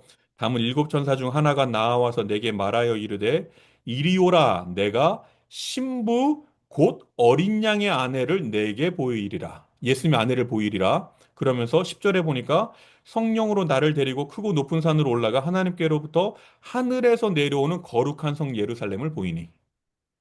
예루살렘이 신비예요. 예루살렘이. 그게 요한복음 14장 1절에서 내 아버지 집에는 거할 곳이 만나니. 예수님이 1844년 화이트부인이요 초기 문집에서 이렇게 이야기해요. 나는 계시 중에 예수님이 1844년 이후에 예수님이 지성소 안에서 새 예루살렘과 결혼하는 것을 보았다. 라고 이야기를 해요. 그리고 다니엘 7장으로 넘어갑니다. 7장 넘어가면 7장 13절까지 왔어요. 7장 13절에 가면 우주인들이 지금 알곡과 가라지가 어떤 품성을 가진 사람들인지를 이해했단 말이에요. 그래서 현명한 여자들 5명이 결혼식장에 들어가는 거예요. 그런 사람들이 가는 거다라고 방향을 잡아준 게 1844년이에요. 그런데 지금 7장 13절에서 다니엘 7장 13절에서 그의 앞으로 인도되매라고 해서 끝났죠. 4절에 14절에 보니까 그에게 예수님에게 권세와 영광과 나라를 주고 나라 받으러 들어가신 거예요. 조사 심판은 예수님이. 그런데 나라만이 아니죠. 나라를 주고 모든 백성과 나라들과 다른 언어를 말하는 모든 자들이 그를 섬기게 하였으니 1844년에 이런 사람도 구원받을 거라고 아버지가 아예 그냥 아들에게 주고, 그 다음에 나라도 주고, 권세도 주고, 다 주는 게 조사심판의 역할이에요. 조사심판은 구원받는 사람들에 대한 이야기예요. 예수님이 우주 거민들이 알곡과 가라지에 대한 구분이 그들이 이해했기 때문에 1844년 10월 22일에 이해했기 때문에 그러니까 이 우주 거민들이 우와 하나님 예수님 이런 사람들이면 우리의 형제 자매가 될 수 있습니다. 알겠지? 그럼 니네 형제자매들에 대한 죄를 내가 지금부터 지우러 들어갈게. 기다려. 하고 지성소로 들어가신 다음에 지성소 안에서의 사역은 구원받을 사람들의 죄를 지우는 역할인데, 그때 하나님이 예수님에게, 자, 이렇게 이름이 지워진 이 사람들이 살 수 있는 집을 너에게 먼저 줄게. 라고 새 예루살렘을 주시고, 왕권도 주시고, 다 주시는 게 이게 조사 심판에 대한 역할이에요. 그러면서 예수님이 들어가신 다음에 죄를 지우는데, 여기서 질문 하나 들어갑니다. 하늘에 가면 우리가 죄 지었던 세상의 기억들을 가지고 갈까요? 안 가지고 가요? 가지고 가요? 안 가지고 가요? 이사에서는 안 가지고 간다 그러죠? 그런데 화이프는 수도 없이 이야기하죠. 예수님의 몸은 영원히 십자가의 몸이다라고 이야기를 하고 잊어버리지 않기 위하여 일부러 어떻게 이거 가지고서는 어떤 분들하고 조금 논쟁처럼 이야기한 적이 있는데 이렇게 이야기하면 돼요. 잊어버리지 않아요. 세상에서의 기억을 잊어버리면 십자가의 의미가 사라져 버려요. 그리고 온 우주 거민들이 다 봤단 말이에요. 교과서로다가. 그러니까 그들의 기억도 지워야 돼요. 또 하나의 문제는 우리가 하늘에 있는 자체가 증거가 돼요. 어디서 나왔는지에 대한 설명이 필요하니까. 여러 가지 것들이 있는데 이거 이야기할 때 그냥 제 간증 이야기를 하거든요. 제 이야기를 하거든요. 뭐라고 하냐면 이 이야기를 했던 어떤 사람들이 그래요. 일본 분들이 오키나와에 있는 분들이 죄의 기억을 가지고 하늘에 가면 하늘이 행복할까요? 죄책감 때문에? 내 음, 형제자매는 구원받지 못했는데 이런 죄책감에 어떻게 하늘이 행복할 수 있을까요? 이런 이야기를 해요. 예수님만 바라보면 죄책감이 드는데 저 십자가가 나 때문에 생긴 건데 라고 하면 제가 이렇게 이야기했어요. 제가 중학교 3학년 때 처음으로 안경을 쓰기를 시작을 했는데 사춘기 반항기가 그때 와서 이걸 갖다가 이렇게 안경을 맞추고 일주일 후에 집에 들어왔을 때 어머니하고 저녁 먹을 때인데 막 싸웠단 말이에요. 싸우는데 이 반항기에 중학교 3학년짜리 남자아이가 화가 주체가 안 되니까 안경을 갖다 벽에다 확 집어 던졌어요. 그리고 다 부서지고 그리고 제가 집을 나갔단 말이에요. 나갔는데 뭐 한두 시간 있다가 들어왔던 것 같아요. 뭐 잘못했으니까. 그 들어왔는데 아버지가 먼저 퇴근해서 계셨네요. 그랬더니 아버지가 제 손을 딱 잡고 방으로 끌고 들어가시면서 문을 탁 잠궈 놓으시고 준비해놨던 몽둥이로다가 저를 막 때리기 시작을 하시는데 엄청나게 맞았어요. 저희 아버지는 한 번도 손으로다가 우리 네 명 형제자매를 때려본 적이 없으세요. 화도 안 내는 분이에요. 다 그냥 허허하고 넘어가는 분인데 그날은 정말 심하게 맞았어요. 막 맞는데 맞다가 몽둥이가 부러졌어요. 근데 아버지가 주체를 못 하셔가지고 저를 벽으로다 확 밀쳐버렸어요. 벽에 제가 훅 부딪히니까 주먹으로 제 얼굴을 이렇게 때리는데 도저히 아들 얼굴은 못 때리겠으니까 벽을 때렸어요. 그리고 아버지 이 손가락뼈가 부러졌단 말이에요. 그날. 지금도 이렇게 주저앉아 있어요. 그날 손가락이. 근데 이렇게 했어요. 그러면서 아버지가 이렇게 얘기해요. 나는 우리 엄마 한 번만 볼 수 있으면 좋겠는데. 한 번만 볼 수 있으면 뭐든지 다 할 것 같은데. 어떻게 너는 이놈의 새끼야. 너희 엄마한테 그렇게 할 수 있냐. 뭐 할머니 돌아가셨을 때니까. 난 우리 엄마 한 번만 더 볼 수 있으면 좋겠는데. 막 탕 때리고서는 그리고 문을 열었단 말이에요. 그러니까 이제 어머니가 문 앞에서 문 열으라고 막 문을 두드리고 있다가 문 안으로 들어왔어요. 들어온 다음에 들어오면 저를 이제 혼내는 게 아니라 우리 어머니는 아버지를 혼내요. 왜 이렇게 애를 때리냐고.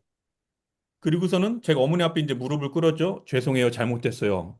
네, 잘못한 거 알기 때문에 들어왔어요. 했네요. 그랬더니 어머니가 우리 어머니는 한국 전쟁 시작할 때 태어나셔서 어머니가 그래요.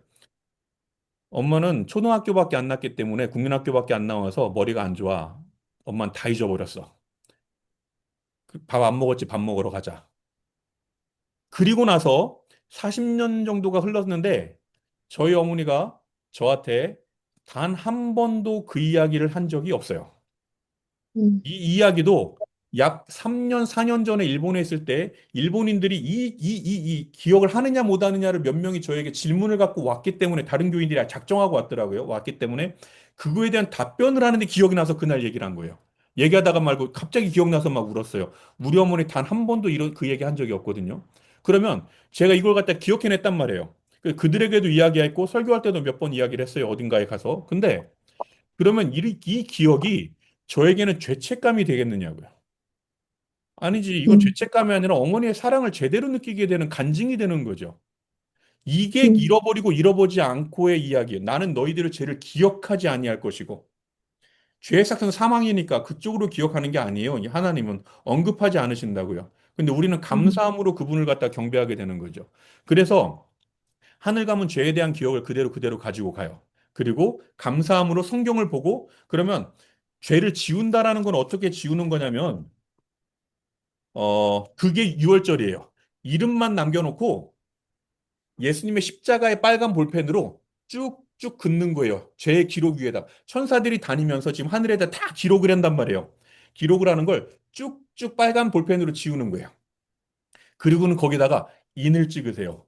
이건 이건 우리가 관공서 서류에다가 잘못 이름이나 주소 잘못 쓰면 두 줄 그은 다음에 사인하잖아요. 날짜하고 수정 이거는 잘못된 거라고. 짓고 예수님의 인을 찍어 주시는 거예요. 그게 성령의 인을 받는 거죠. 얘는 용서받았어. 그리고선 하늘에 가잖아요. 하늘에 가면 이름만 남겨 있고 그 밑에는 다 안 보이게 지워져 있는 게 아니라 보여요. 그렇기 때문에 우리는 왕노릇을 하는 거예요. 왕노릇은 누군가를 통치하는 게 아니라 이건 하나님 앞에 책이 펼쳐져 있었단 말이에요. 10절에서 7장 10절에서 하나님만 볼 수 있는 이 책을 우리가 1000년 동안 보는 권세를 얻는 거예요. 이게 왕노릇 한다는 이야. 우리가 감히 누구를 통치합니까? 이 죄인들이. 왕만 볼 수 있는 권한을 가지고 왕노릇을 하는 거예요. 우와, 이렇게 구원받았네요. 라고 감사하면서. 그렇게 되는데, 1844년 이후에 예수님의 사명은 그거란 말이에요. 예루살렘도 받았고, 그 다음에 구원받은 사람들의 이제 죄를 지우고, 그러면 조사 심판이 끝나요. 끝나면 커튼이 열리겠죠. 커튼이 열리면 재림하시나요? 바로? 어, 이제 대답들 안 하신다, 이제. 안 하시는 건가? 못해요. 재림을 그때 하시면 성경상 이 재림을 못 하세요. 조사 심판이 해서 음, 커튼이 열렸는데 재림을 못 하세요. 지금 말씀드리는 걸 성경절로다가 다 한번 풀어볼게요. 왜, 왜 못하냐면 우주인들이 납득해야 되기 때문에 그래요. 예를 들어서 우리 조규현 집사님은 저랑 20대 때부터 알던 친구인데 이제 조규현 집사님이랑 이렇게 20년 이상을 갖다 이렇게 뭐 우리가 저 대학생 때 만나고서 이제 헤어졌지만 이렇게 보고 있다가 저는 떨어져서 모르지만 조규현 집사님이 예를 들어서 죄송합니다. 구원을 못 받아요. 구원을 못 받는 게 정해졌어요. 그러면 누가 가장 슬퍼할까요? 조규현 집사님이 구원을 못 받는 조규현 집사님 몰라요. 본인이 구원을 받는지 못 받는지 아무도 몰라요. 그럼 누가 가장 슬퍼할까요? 라고 하면 누군 음, 그러죠? 부모님이라고 부모님도 몰라요. 왜냐하면 조사 심판이 음, 끝났는지 안 끝났는지 아무도 모르거든요, 지금. 누가 가장 그죠. 슬퍼할지 하나님은 벌써 심판을 본인이 하셨어요. 슬프긴 하지만 본인이 인을 찍으셨단 말이에요. 얘는 그거 못 받아, 얘는 받아. 라고 음, 본인이 구분 지으셨단 말이에요. 슬프긴 하지만. 그럼 또 누가 음, 슬퍼할까 혼자 상상을 해봤어요. 땅에 있는 음, 우리는 조사 심판이 끝났는지 안 끝났는지를 모르면 누가 슬퍼할까 혼자 상상을 해보니까 제 수호천사가 음, 태어날 때부터 있던 제 수호천사는 하나님, 우리 조규원이는 태어날 때부터 얼마나 착했는지 아시잖아요. 얼마나 하나님 열심히 섬겼는지 아시잖아요. 1년만 더 기다려주세요. 3년만 더 기다려주세요. 그러면 돌아올 거예요. 그들이 납득을 못 하는 거예요. 너무나 사랑하기 때문에. 그러면 하나님은 그들을 납득시켜야 돼요. 이 심판이 완전했음을. 맞죠? 이게 야곱의 환란이에요. 음, 커튼이 열린 다음에 이루어지는 거예요. 천사들을 납득시키기 위한 심판이에요. 계시록 16장. 계시록 16장.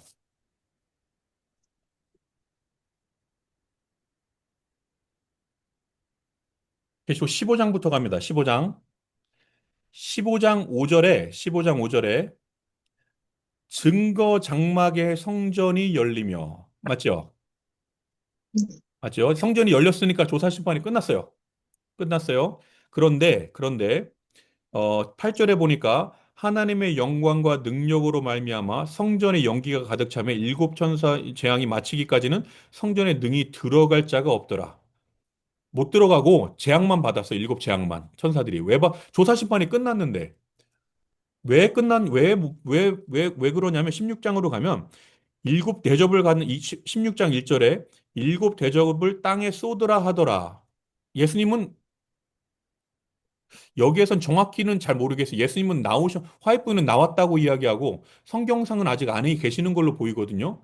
그러니까 잘 모르겠는데 아직 안에 계시는 것 같아요. 16장 1절에 보니까 땅에 쏟으라 하더라. 2절에 땅에게 쏟고 3절에 보니까 바다에 쏟고 4절에 보니까 강과 물의 근원에 쏟고 그 다음에 어디냐? 8절에 보니까 하늘의 해에게 쏟고 태양에게 쏟고 하늘과 땅과 바다와 물들의 근원에 쏟는단 말이에요. 안식일 계명하고 같이요. 이렇게 쏟는데 그 이유가 뭐냐는 거예요. 조사 심판이 끝나서 커튼이 열렸으면 예수님이 재림하시고 의인들은 하늘 가고 악인들은 다 죽으면 끝나는데 천년 동안 왜 재림하기 전에 악인들에게 자비가 섞이지 않은 재앙을 내리냐면 그들의 반응을 보기 위해서예요. 천사들이 납득하기 위하여. 그래서 뭐라고 이야기를 하냐면 5절에요. 5절에 그렇게 재앙을 쏟으니까 악인들이 뭐라고 반응을 하냐면 11절부터 갑니다. 아니 9절 가까이 9절. 사람들이 크게 태움에 태워진지라 이 재앙들을 행하는 권세를 가지신 하나님의 이름을 비방하며 또 회개하지 아니하고 주께 영광을 돌리지 아니하더라. 아버지에게 맞았으면 죄송해요, 잘못했어요라고 회개를 해야 하는데 비방하고 영광을 돌리지 아니하더라. 11절에 보니까 하늘의 하나님을 비방하고 그들의 행위를 회개하지 아니하더라. 그들의 반응이 보이죠. 성과 악이 구분지어진 이후란 말이에요. 여기서 오해하시면 안 돼요. 구분지어졌기 때문에 이들은 회개하지 못한다? 아니에요. 회개하지 않기 때문에 구분이 끝난 거예요. 더 기다려도 회개하지 않기 때문에. 기다려서 회개할 거면 기다리셔요. 쉬운 예로 이스라엘이 430년 동안 정확히 말하면 215년이긴 하지만 이집트에서 종노릇을 했잖아요. 맞죠? 요- 야곱이 이집트에 들어간 다음에 나올 때까지가 430년이에요. 종노릇한 건 230년 얼마 안 돼요. 얼마 안 되는데 그 기간 동안에 왜 종노릇을 했냐면 이들이 죄인이기 때문에 종노릇을 한 게 아니에요. 왜냐하면 야곱이 이집트에 들어가려고 가라고 할 때 야곱은 들어가고 싶지 않았는데 하나님이 야곱에게 들어가라고 했기 때문에 야곱이 들어갔단 말이에요. 아들 요셉이 있는 곳으로 창세기가 이야기하기를 죄가 있어서가 아니고 이집트가 잘못된 거예요. 못된 이집트가 핍박을 한 거죠. 이스라엘의 죄가 있기 때문이 아니고 바벨론에 멸망된 건 이스라엘의 죄가 있었기 때문이에요. 그런데 이집트에 종로로 탄 건 죄가 있었기 때문이 아니에요. 이집트가 못된 거지. 그런데 그러면 이스라엘을 구해 주셔야 되잖아요. 얼른 가나안으로 데리고 오셔야 하는데 왜 가나안으로 430년 동안 400년 동안 못 데리고 오셨는지 그게 창세기 15장에 있어요. 창세기 15장에 보니까 아브라함하고 하나님하고 계약을 맺으면서 이렇게 이야기를 해요. 16절 15장 16절에 네 자손은 4대 만에 이 땅으로 돌아오긴 돌아오는데 그 이유가 이는 아모리 족속은 가나안 족속의 가장 큰 족속이에요. 가나안 족속에 죄악이 아직 가득 차지 아니함이니. 가나안 땅이 아직도 회개하는 사람들이 있기 때문에 이스라엘 백성들이 찾아가서 그들을 죽이면 안 되는 거예요, 아직은. 구원받을 사람들이 있으니까. 그래서 이스라엘 사람들은 430년을 기다려야 돼요. 400년을. 이 가나안이 멸망할 때, 이 회개할 수 있는 사람들이 있을 때 하나님은 기다리신단 말이에요. 그들의 백성들이 힘들어 할지라도. 왜냐면 그들의 믿음은 더 단련되니까. 이 땅에서 우리가 기다리는 이유는 아직은 구원받을 수 있는 사람들이 있기 때문이에요. 그런데 그들이 더 이상 회개할 수 있는 사람들이 없을 때 구분이 지어져요. 성곽이 나눠진단 말이에요. 나누어졌기 때문에 못하는 게 아니라 회개하지 않기 때문에 구분 지어진 거예요. 그때 계시록 16장. 그렇게 되니까 하나님의 지금은 천사들이 이해된다 그랬잖아요. 조균 집사님의 천사가 16장 5절에 내가 들으니 물을 차지한 천사가 이르되 전에도 계셨고 지금도 계신 거룩하신 이여 이렇게 심판하시니 의로우시도다. 심판이 정확하고 정당했음을 천사들이 인정해야만 재림이 가능해요. 모든 게 납득의 문제란 말이에요. 그리고 지금 5절이었죠. 7절로 가면 또 내가 들으니 재단이 말하기를 이 재단은 6장 9절에서 따로 별도로 설명하겠습니다. 또 내가 들으니 재단이 말하기를 그러하다 주 하나님 곧 전능하신 이여 심판하시는 것이 참되시고 의로우시도다 하더라. 조사 심판이 다 끝나고 커튼이 열렸음에도 재림하지 못하는 이유가 악인들을 갖다가 이렇게 재앙으로다가 심하게 때렸음에도 회개하는 사람들이 없기 때문에 그래요.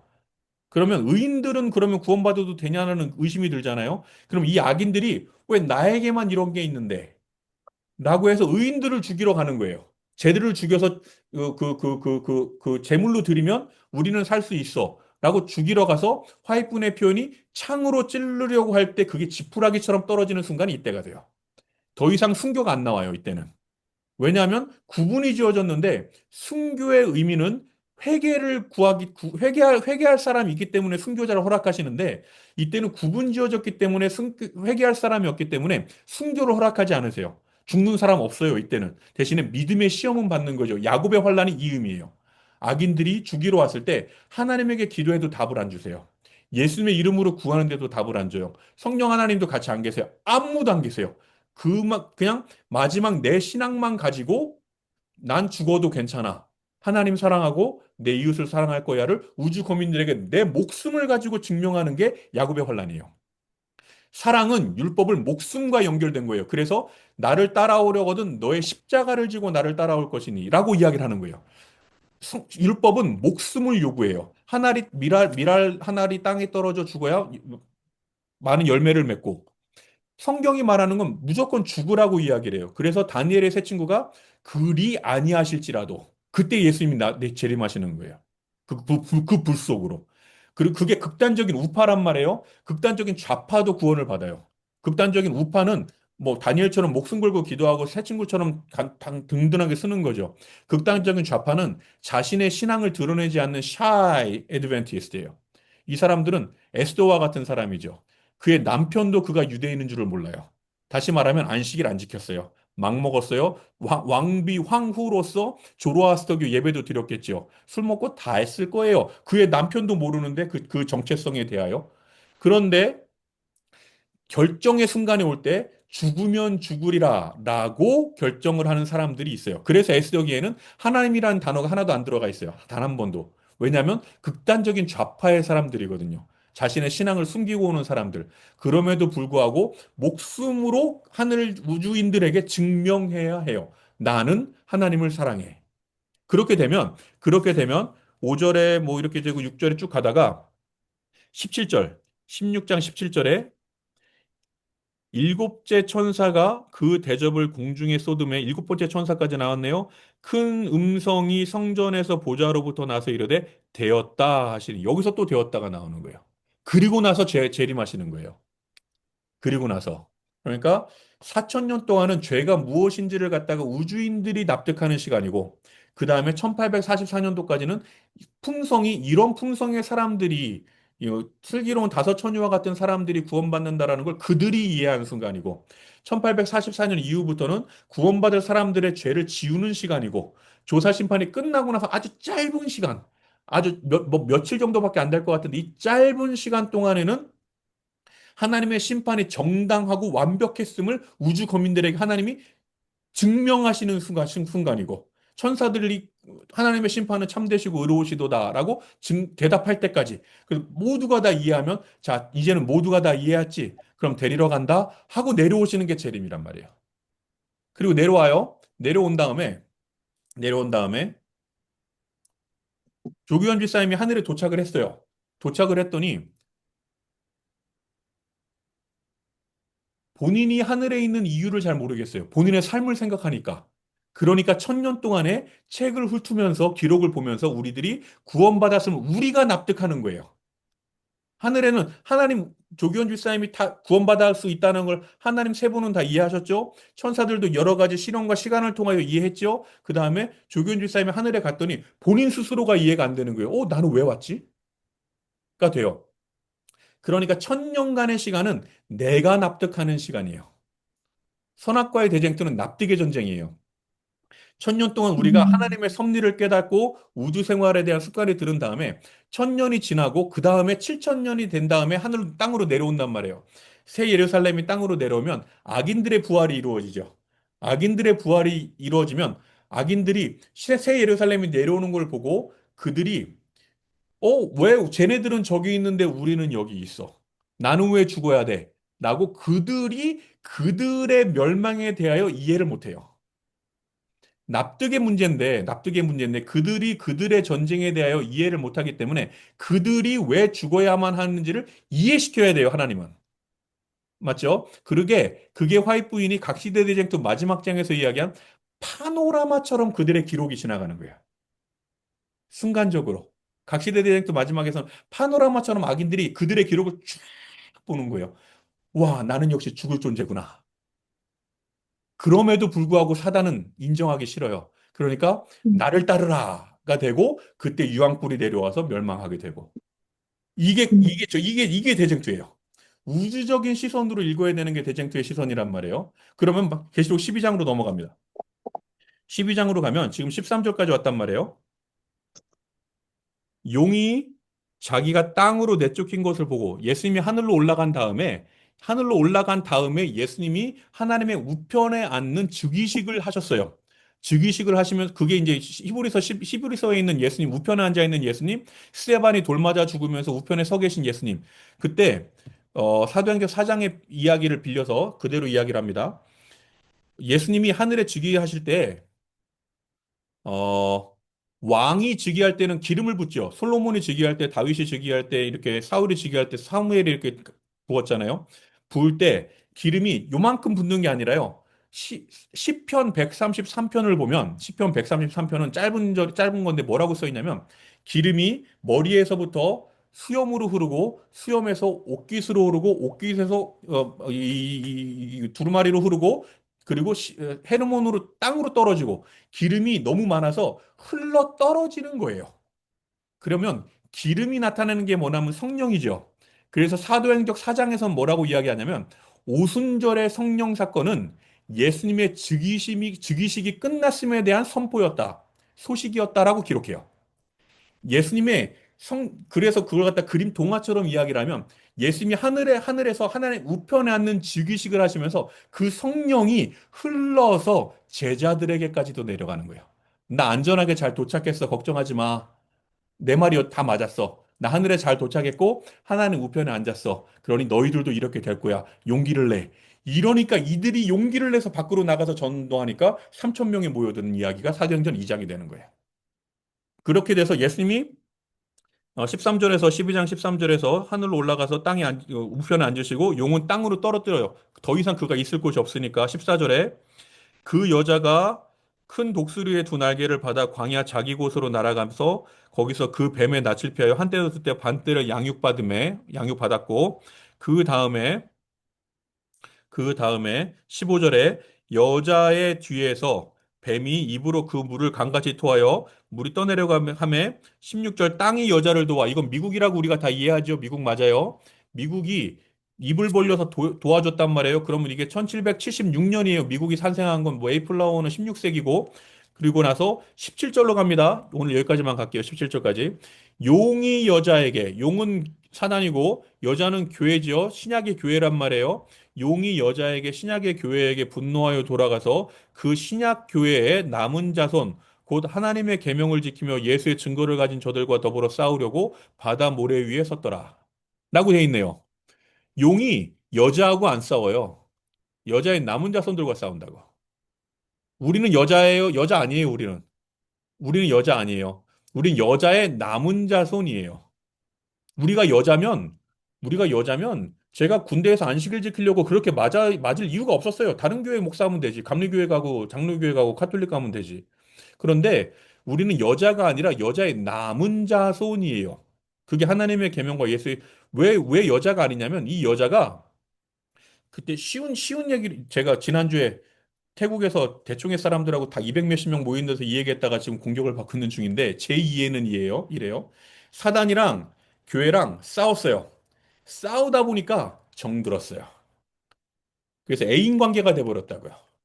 그게 13장에서 용처럼 말하더라가 되는 거예요. 이 여자가 그리고 17장에서는 짐승이 올라타 있는 음녀라고 표현이 되어 있는 거죠.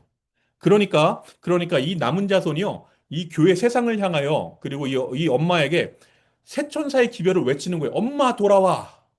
엄마 돌아와.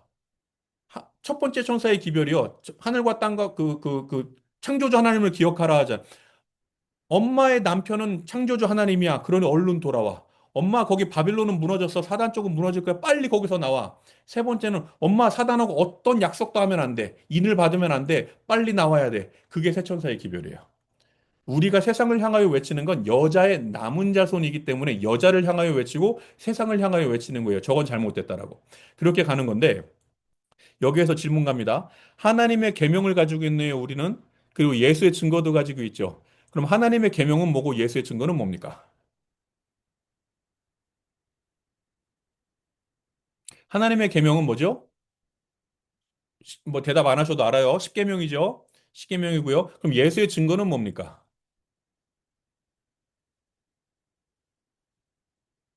예수의 증거는 뭐예요? 요건 듣고 싶은데.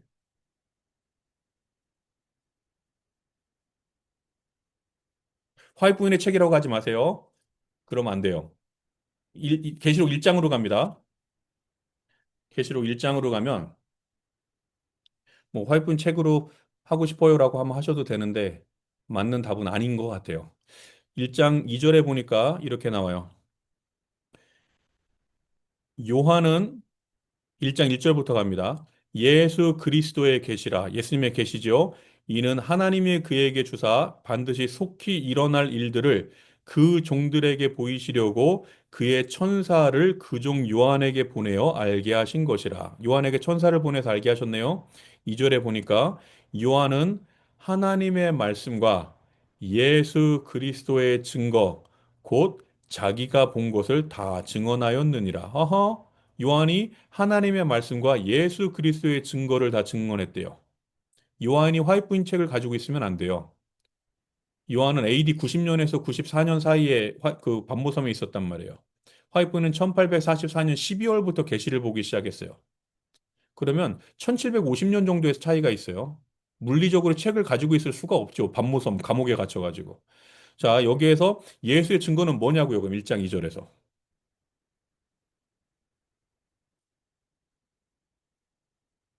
1장 2절의 예수의 증거는 앤드루스 대학교 스테파노비치 박사님 책 그대로 인용하면 이거는 계시록이에요. 1장 1절에서 예수 그리스도의 계시라 요한에게 보내어 알게 하신 것이라 그걸 2장에서 요한은 다 증언하여 예수 그리스도의 계시라 예수 그리스도의 증거를 다 증언하였느니라 계시록 책이래요. 그래 그 이해에 제가 100% 동의합니다. 그러니까 예수의 증거는 1장 2절에서는 예수의 증거는 예수님이 직접 가르쳐 주신 계시록이 되어 1장 9절은 문제가 돼요. 1장 9절.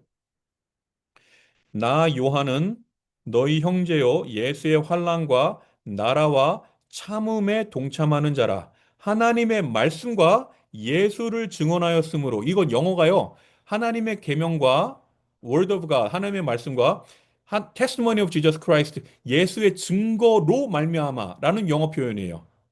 그러면 똑같단 말이에요. 하나님의 계명과 예수의 증거로 말미암아 밤모라 하는 섬에 있었더니 요한이 잡힌 게 예수 그리스도의 증거를 적냈기 때문에 잡힌 거예요. 근데 화이트인 책이라 그러면 안 되죠. 그럼 뭐냐고요? 예수의 증거는 뭐냐고요? 예수의 증거는 예수님이 가르쳐 준 게 예수의 증거가 되겠죠. 예수님이 가르쳐 준 본인의 신앙, 본인의 가르침, 본인의 믿음이 되겠죠. 다시 말하면 이거는 사복음서가 돼요. 더 쉽게 가면 신약 성경이 되고 하나님의 말씀은 구약 성경이 돼요. 요한이 존재할 때의 성경은 구약 성경밖에 없었어요.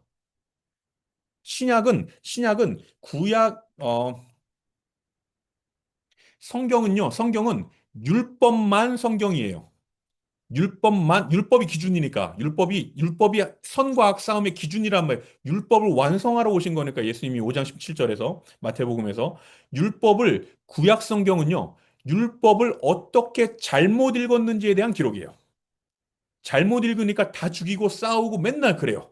나만 생각하니까 내 나라 생각하고 내 민족 생각하고 이방인들 차별하고 이러니까 내 것 챙기고 이러니까 뇌물 받고 이러니까 구약은 자꾸 어둡게만 가요. 신약은 예수님이 오셔서 율법을 완성시켜서 이게 율법을 지키는 방법이야. 라고 본인의 생활과 품성을 통하여 증거하셨고 가르쳐 주셨고 증언하셨단 말이에요. 그러니까 제자들이 그대로 나가서 증언하는 게 그 신약의 기록이 돼요. 사도행전부터 해가지고서는 제자들이 어떻게 예수님처럼 살았는지에 대한 기록이니까. 따라서 하나님의 계명은 구약 성경이 될 거고 예수의 증거는 그러면 신약 성경이 돼요. 어디 감히 화이트 부인의 책을 성경의 권위에 끌어올릴 수 있는 사람은 아무도 없습니다. 그런데 화이트 부인은 선지자가 맞아요. 아모스 3장 7절에서 하나님이 그의 종에게 보이지 아니하시고는 화이트 부인은 특별한 선지자이기는 하지만 종말을 위하여 말세를 위하여 주어진 특별한 기별자이기는 하지만 성경의 권위에 감히 그녀의 책을 가지고 갈 수는 없어요. 성경만이 최고의 경전이고 성경만이 유일한 기준이 되어야 해요. 화이트인 책이 없으면 그러면 성경에 대한 이해가 우리가 부족할까요? 아니죠. 디모데후서 3장 16 모든 성경은 하나님의 감동으로 된 것으로 성령의 감동으로 된 것으로 성령이 이 책을 주셨기 때문에 성령이 우리에게 주어지면 우리가 이 책을 이해할 수 있단 말이에요. 그런데 화이트인 책이 있으니 더 잘 이해할 수 있게 되는 거지, 더 쉽게 이해할 수 있게 되는 거고, 감히 성경의 권위에 끌어올릴 수는 없어요. 하나님의 계명과 예수의 증거, 다시 말하면 남은 무리는요, 성경만 가지고 이야기하는 사람들이에요. 성경만 가지고. 세상이 그 어떠한 전통, 그 어떠한 권위, 그 어떠한 학식, 그 어떠한 책을 가지고 온다 할지라도 하나님의 계명과 하나님의 계명을 지키며 예수의 증거를 가진 자들로 더불어 싸우려고 싸우는 거예요. 성경을 읽는 사람들. 그래서 누가복음 10장 26절에서 율법에는 뭐라고 기록됐고 너는 그걸 어떻게 읽느냐가 되는 거예요. 율법에는 뭐라고 기록돼 있고 구약에는 뭐라고 기록돼 있고 너는 어떻게 읽느냐? 이렇게 읽어야 돼. 그게 신약이에요. 구약에는 율법은 이렇게 읽어야 돼. 그게 예수님의 인생이었고 그게 선한 사마리아인의 역할이었고 그게 계시록 12장 전체적인 이야기가 돼요. 그러면 계시록 12장부터 16장 마지막 절까지는요. 시간적인 흐름으로 계속 가야 돼요.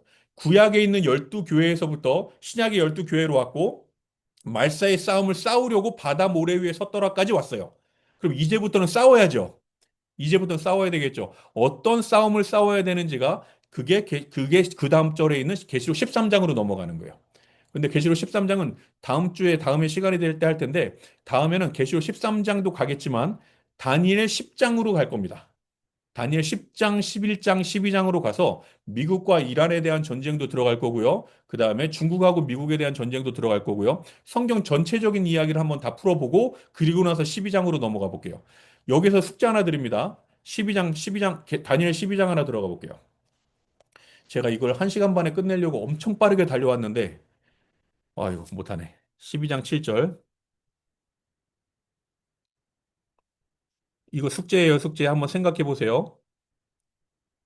내가 들은즉 세마포 옷을 입고 강물 위쪽에 있는 자가 자기의 좌우 손을 들어 하늘을 향하여 영원히 살아계시는 이를 가리켜 맹세하여 이르되. 자, 여기까지는 서론이에요. 이것도 중요하긴 해요. 왜냐하면 계시록 10장에서 이 부분도 확인할 거거든요. 이르되 그 다음부터가 포인트인데 반드시 한때, 두때, 반때를 지나서 성도의 모든 권세가 다 깨지기까지이니 그렇게 되면 이 모든 일이 다 끝나리라. 맞죠? 지금 다니엘 12장 7절 보고 계시죠? 한때, 두때, 반때 이야기는 언제를 나타내죠? 이거 이 숙제니까 말씀해 주셔도 돼요. 한때, 두때, 반때를 언제를 나타내죠? 1260년 나타내죠. 1798년에 끝난 거 538년부터. 그 얘기는 다니엘 7장이에요. 7장 갑니다. 7장으로 가면, 7장으로 가면, 25절에, 7장 25절에 한때, 두때, 반때를 지나리라. 맞죠? 맞죠? 성도들은 그의 손에 붙임 바 되어 한때와 두때와 반때를 지나리라. 그 다음에 26절에 그러나 심판이 시작되면 그는 권세를 빼앗기고 완전히 멸망할 것이요. 멸망하는 게 성도들이 멸망하는 게 아니라 작은 뿔이 멸망하는 거예요. 7장은. 맞아요? 쫓아오고 계시나요? 맞죠? 7장 25절, 26절에서 한때, 두때, 반때를 지나서 멸망하는 건 작은 뿔이 멸망하고 심판받고 멸망하는 거예요. 그런데 12장 7절에서요. 다시 12장 7절 마지막 부분에서 뭐라고 하냐면 한때 두때 반때를 지나서 성도의 권세가 다 깨지기까지이니 깨지는 게 달라. 완전히 달라요. 다시 말하면 7장과 12장은 같은 절로 보면 안 된다는 거예요. 제 2에는 여기서부터 이제 다른 어떤 분들과에서의 또 조금씩 차이가 벌어져요. 이제 이 부분에서는. 그러니까 이걸 다음 주에 할 거니까 한번 생각해 보고 오세요. 여러분들 교회 담임 목사님들에게 한번 여쭤보세요. 7장과 12절에 깨지는 게 달라요. 7장은 작은 뿔이 깨지고요. 12장에서는요, 성도의 권세가 깨져요. 그리고 12장은요, 말세에 대한 이야기를 하고 있는 중이에요. 말세. 1798년이 아니고 말세를 이야기한다고요. 종말. 그런데 7장은 1798년을 이야기하고 있단 말이에요. 그러니 7장과 12장은 별도로 읽는 게 맞는 것 같아요. 그리고 또 하나, 또 하나의 숙제를 드립니다. 11절. 다니엘 12장 공부는 다 하셨죠, 여러분, 근데. 오성경 사모님 한 번씩은 다 했죠? 아니라 그러면 안 되는데. 그러면은 얘기가 길어지는데 12장 11절로 가면 매일 드리는 제사를 폐하며 멸망하게 할 가증한 것을 세울 때부터 1290일을 지낼 것이요. 가 나오죠. 일반적으로 재림교회 목사님들은 이 부분에 대한 성경 해석을 하지 않습니다. 두려워서. 틀릴까 봐.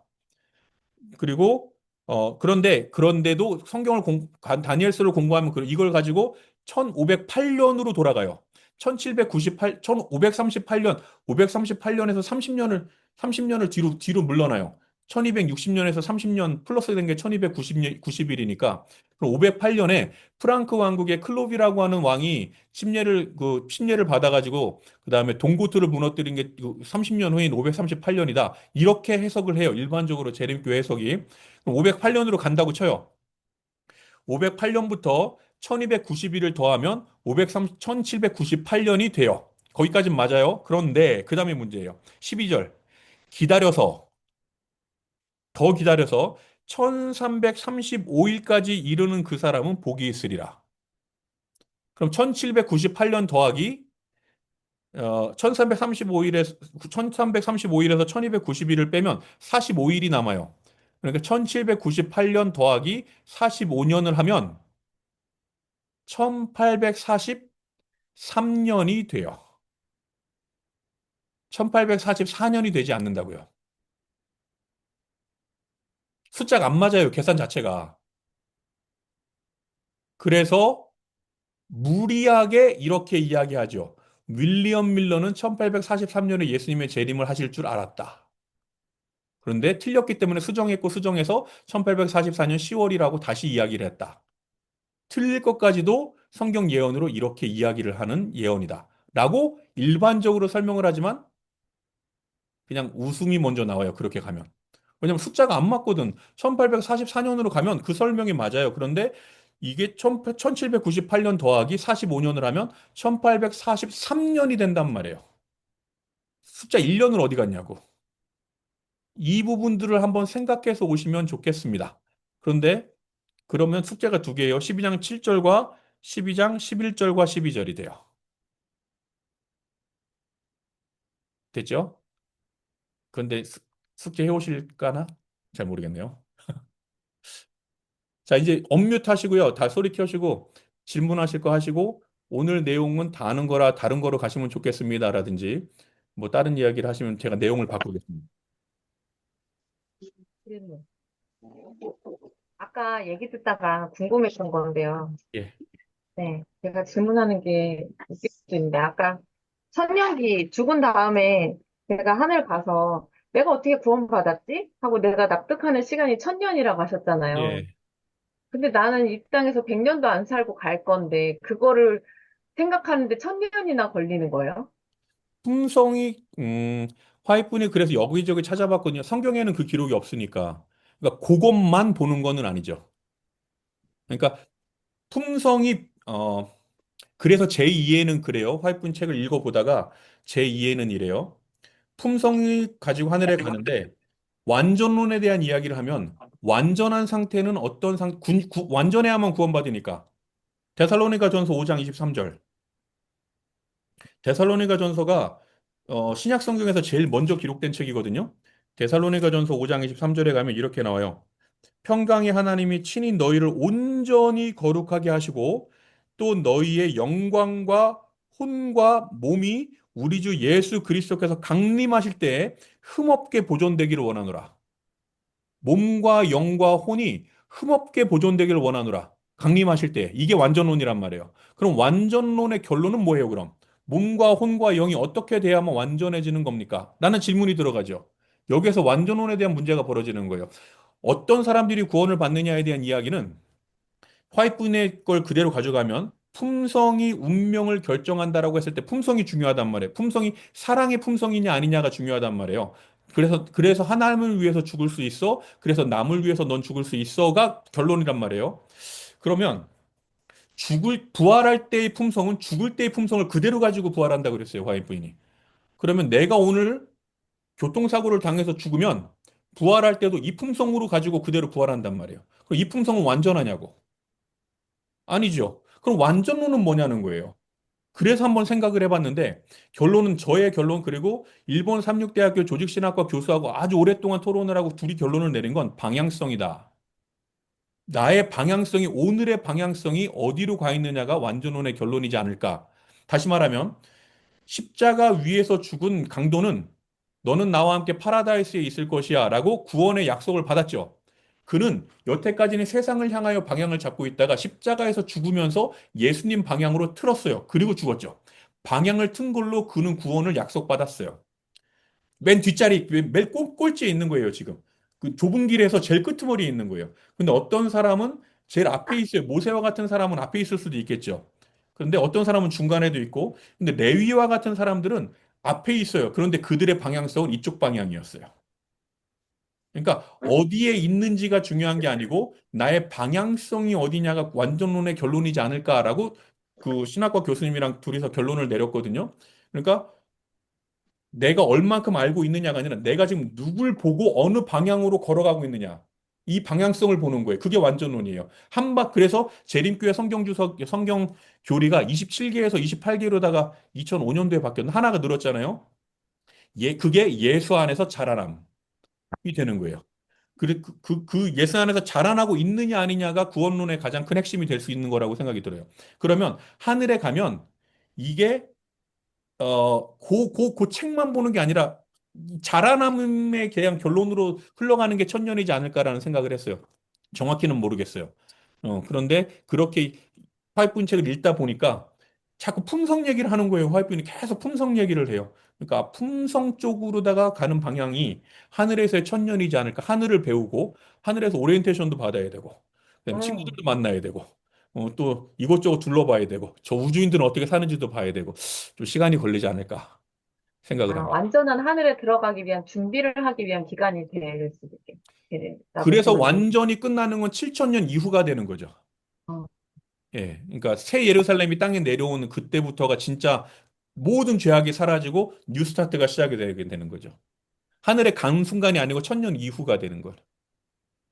이 왜냐면 땅에 짧게 사는 것보다 그 천년기, 하늘 들어가기 전에 그 천년기가 되게 흥미롭고 재미있고, 어, 더 긴 기간이 될 걸 생각하니까, 네, 이 땅에서는 정말 아무것도 아니구나라는 생각이 드는데. 그렇죠. 일단 표현이 하늘 들어가기까지의 천년이라는 표현이 뭔지 잘 모르겠지만 일단 우리는 재림한 다음에 하늘로 갈 거예요. 하늘로 갈 건데 새 예루살렘을 통하여 이 땅에 내려온 게 천년 후니까 이 지구상에서 다시 살림을 시작할 거니까 예, 그때까지의 천년은 하늘에서 제대로 된 삶에 대한 교육을 받는 시간이지 않을까라는 생각이 들어요. 왕처럼.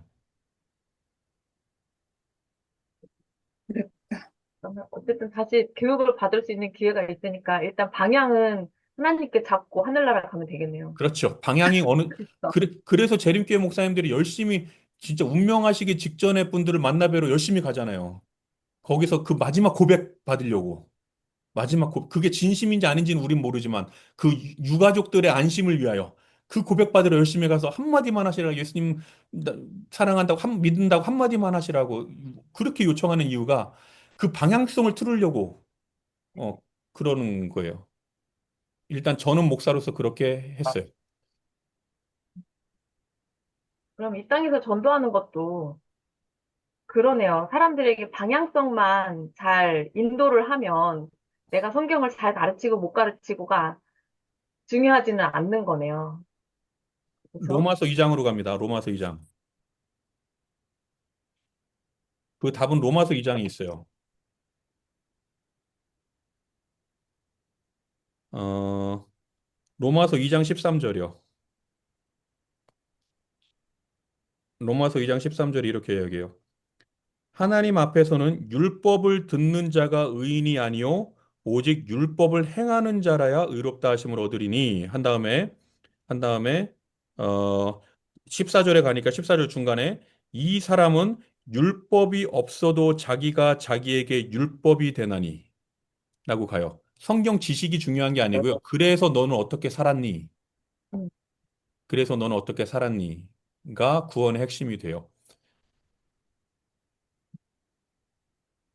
잘 제가 살겠습니다. 예, 제가 재밌는 이야기가 또 하나 있는데 한 달 전에 파키스탄을 갔다 왔거든요. 파키스탄을 갔다 왔는데 거기서 열흘 동안 있었는데 정말 많은 경험을 하다가 하나만 하면 라마단 기간이어서 라마단 기간 낮 시간에는 다 굶다가 저녁 시간에는 밥 먹는 건데 이슬람 사람 지도자들 한 70여 명이랑 재림교회 목사들 한 10명이랑 같이 이렇게 재림교회 목사들이 식당을 빌려놓고 이슬람 지도자들이랑 정치 지도자들을 불러서 밥 먹는 시간이 있었어요. 우리가 호스트가 됐기 때문에 한국인은 저고 호스트가 돼가지고 거기 가고 이제 귀빈들 나와서 한마디씩 하라 그래서 한 2분씩 한마디씩 하는데 한 이슬람 지도자가 앞에 나오더니 다음 시간에 제가 사진 그거 보여드릴게요. 큰 소리로 외치는 거예요. 한 5분 이상을 갖다 버럭버럭 지르면서 나는 이슬람 지도자로서 그 캐시미르라고 분쟁 지역에서 있는 분인데 막 외치면서 나는 267개의 학교를 섬기는 사람들입니다. 오늘도 우리 아이들은 학교에 가서 그 우리의 하나님 알라죠. 하나님을 섬기는 일을 배우고 이 세상에서 선한 사람들로 살아가는 걸 공부하고 있습니다. 저는 그리스도인들도 이해하기 위하여 성경을 열심히 연구했습니다. 성경을 연구하니까 딱 두 가지로 정리가 됩니다. 하나님을 사랑하고 내 이웃을 사랑하라라고 이야기를 하죠. 우리 꾸란도 똑같은 이야기를 합니다. 알라에게만 기도하고 내 이웃을 사랑하라고 이야기를 합니다. 다시 말하면 꾸란의 포인트와 성경의 포인트는 연결되어 있다라고 생각을 합니다. 그럼에도 불구하고 오늘, 그게 3월이었거든요. 그럼에도 불구하고 오늘 트럼프는 주여 주여라고 하는 기독교 국가라고 하는 이 미국은 미사일을 발사해서 이란에 있는 우리 형제자매의 형제 아이들을 학교를 폭파시켜서 수많은 사람들이 오늘 죽었습니다. 5분 내내요, 버럭버럭 소리를 지르는데요. 70여 명에 있는 이슬람 지도자들은 조용히 있고요. 제가 맨 앞에 앉아 있었거든요. 심장이 두근두근두근두근두근 하는 거예요. 이게 두려운 것보다는 화도 나고, 창피하기도 하고, 미안하기도 하고, 두근두근두근. 그러니까 너무 길어지니까 사회자가 말을 끊었어요. 그때 그 사람이 이제 내려왔어요. 제 옆자리 이렇게 앉아요. 얼굴에 화가 잔뜩 났어요. 그날 이란에 있는 학교가 폭파됐거든요. 그러니까 안식일교회 목사님이 사회자인데 이슬람 지도자랑 둘이 사회자인데 그때는 안식일교회 목사 혼자 단상에 딱 올라오니까 이 사람도 할 말이 없는 거예요. 분위기가 너무 밀려버렸으니까. 그러니까 여기서 갑자기 저를 이렇게 딱 봐요. 그지? 송 목사님 한마디 하시지요. 그래요. 이 타이밍에 뭐 그래가지고 막 거절하다가 어떻게 할까 할 수가 없으니까 올라갔어요. 올라갔더니 이 노려보는 시선들이요. 종교 지도자와 정치 지도자, 시장, 판검사들이 다 앉아 있어요. 70여 명이. 이러고 쳐다보는데요. 할 말이 없는 거예요, 거기에서. 그래가지고 제가 올라가서 이랬어요. 제가 일본에 있을 때 84살 된 할머니가 오셔가지고 이렇게 이야기를 합니다. 하늘나라에 가면 일본 사람들이 제일 적을 것 같습니다. 왜냐하면 일본에는 기독교 인구가 얼마 안 되니까요. 우리 재림교인 5천 명밖에 안식일 예배를 안 돼, 교회 출석생 수가 없거든요. 하니까요. 그래요. 제가 그래서 그랬어요. 저는 하늘에 가면 일본인들이 참 많을 것 같습니다. 그랬더니 왜요? 그래요. 저에게는 아프리카에서 온 친구가 있습니다. 가나에서 왔습니다. 근데 그 친구가 하는 말이 자기 나라는 80%가 기독교 인구라고 합니다. 그런데 자기 나라에서는 어떤 물건을 잠깐 여기다 올려놓고 뒤돌아서서 얘기하고 돌아보면 없어졌대요. 그런 나라가 어떻게 기독교 국가입니까? 나는 근데 우리 일본에 있었으니까 일본은 놓고 그 다음 나라도 물건이 그대로 있지 않습니까? 라는 얘기를 했습니다. 그러면 주여 주여 하는 자들이 구원을 받는 것이 아니고 어떻게 생활하는지가, 그래서 넌 어떻게 살았는지가 구원의 핵심인데, 기독교 국가이기 때문에 구원받는 게 아니고, 일본은 그 나라들과 비교해서 비교적 더 선한 사람들이 많으니, 표면적으로라도 선한 사람들이 많으니, 저는 하늘에 가면 일본 사람들이 참 많을 것 같습니다. 왜냐하면 그들은 율법을 듣는 자가 아니고, 듣는 자가 의인이 아니요 오직 율법을 행하는 자라야 의롭게 하심을 얻으리니라고 하는 이 성경절을 인용해서 그렇습니다. 라고 했어요. 그러면서 제가 그 이슬람 지도자들에게 제가 그 이야기를 했는데, 제가 오늘 여러분들에게 똑같은 이야기를 합니다. 주여 주여 하는 자가 그리스도인이 아니고 알라라고 하면서 테러 일으켜서 사람들을 여러분들이 당신의 형제 자매로 인정하지 않는 것처럼 우리도 주여 주여 하면서 남들 공격하고 폭탄 터뜨리는 사람을 그리스도인이라고 인정하지 않습니다. 그러면서 마태복음 24장은 재림에 대한 게 기록이 되어 있습니다. 적그리스도가 나타날 거고 기근이 나고 전쟁이 나고 소문이 나고 한 다음에 제일 마지막이 뭐냐면 불법이 성행하여 그 다음에 마지막이 뭐냐면 사랑이 식어지니 사랑이 식어지는 것이 마지막 징조입니다. 우리는 그때를 향하여 갑니다. 그러니 성경이 말하는 율법은 사랑인데 사랑은 주여 주여 하는 것이 아니고 어떻게 살고 있는지가 중요합니다. 조교원 집사님 질문에 답을 드리면 성경 읽고 교회 가는 사람들이 남은 무리가 아니고 그래서 너는 하나님을 사랑해서 죽을 수 있니? 너는 남들을 사랑해서 네 목숨을 내줄 수 있니? 가 되는 사람들이 진정한 그리스도인입니다. 가 되죠. 그래서 전도할 때 성경 가르치는 거는요. 그래서 너는 어떻게 살 건데를 가르쳐 주는 거예요. 그 모델이 내가 돼야 되는 거고. 왜냐하면 성경을 일본에 있을 때 수많은 일본 사람들에게 한국인에 대한 이미지의 첫 그 스탠다드는 저였어요. 왜냐하면 저밖에 만난 사람이 없으니까 그들은. 그럼 저는 하나님의 대사예요. 한국인의 대사가 되는 거고요. 하나님의 대사예요. 제가 가르치는 성경의 모델이 제가 되어야 되는 거죠. 그게 전도가 되는 거고요. 성경을 가르치는 게 아니고. 어떻게 살았니? 그래서. 감사합니다. 네, 2시간 가버려. 저 이거 이렇게 일본에서는 이렇게 해서 서너 시간씩 했거든요. 근데 스리랑카하고 네팔에서는 7시간씩 일주일을 했는데 2시간 하니까 지치네요, 이제. 한국말은 너무 어려워요. 누님 어떻게 해요, 이제? 뭐 네, 질문도 안 하시네. 네. 아, 아주. 어려워서. 일단 기도하시고, 그리고 다음에 이제 알아서 저희 어떤지 보셨으니까 대답들을 다음에 안 또 하셔서 해주세요. 어떤 건지 하나도 모르겠어요. 저희도 어디서부터 아직 정신이 없어요. 아, 뭐 날짜 계산할 때도 막 정신이 없고, 막 적느라 정신이 없고, 아, 그래서 오늘은 차분차분. 서론을 한 거고요. 다시 올 네, 거예요. 지금은 네, 네, 전체를 팍 네. 던진 거고요. 이제 네, 하나씩 천천히 와볼게요. 네, 천천히. 네. 천천히 해주셔야 될 것 같아요. 천천히. 그래서 과제도 이거 얼만큼 할 수 있을지 모르겠지만 그냥 생각은 생각만 해보겠습니다. 하고 오시면 됩니다. 답은 저도 없어요. 그러니까 제가 생각하고 있는 답을 드릴 거예요. 제가 생각하는 답을 드릴 건데 맞는지 안 맞는지에 대한 확신이 저도 아직은 없어요. 그런데 음, 이렇게 생각하면 어떨까요? 라고 한번 돌을 던져보겠습니다. 음, 음, 알겠습니다. 음. 네. 하여간, 그럼 이 시간에는 기도하고 마무리해 주시고, 다음 날짜는 이제 다음 주 일요일이 되면 하는 거고, 그 시간이 안 되시면 또 다음 날짜를 정해 주세요. 그렇죠. 다음 주 일요일이 다들 휴가 안 가십니까? 연휴인데. 좀 갑니다. 그렇죠? 휴가 그럼 갑니다. 그럼 그 다음 주로 가야죠. 그 다음 주가 31일이죠. 네. 31일 거는 제가 문자를 드릴게요. 왜냐하면 제가 북한 선교부를 맡았는데 이때가 세미나가 있는 건지 없는 건지 확인을 해야 될 것 같아요. 네. 근데 24일에 목사님이 휴가를 가시는 거예요? 아니요, 저는 안 가요. 아, 그 다른 분들은 저만 가는 거니까 다른 분들 계시면 해야죠. 음. 안 되는 거죠? 예, 아, 오케이. 하는 걸로. 24일에 하는 안 걸로. 된다고 이러시는데 뭐. 아, 누가 안 된다고 하셨어? 아, 안 된다고 그러시잖아요. 형숙 집사님이 안 된다고? 근데 이게 녹화가 되면은 자꾸 이렇게 늘어지면은 안 되니까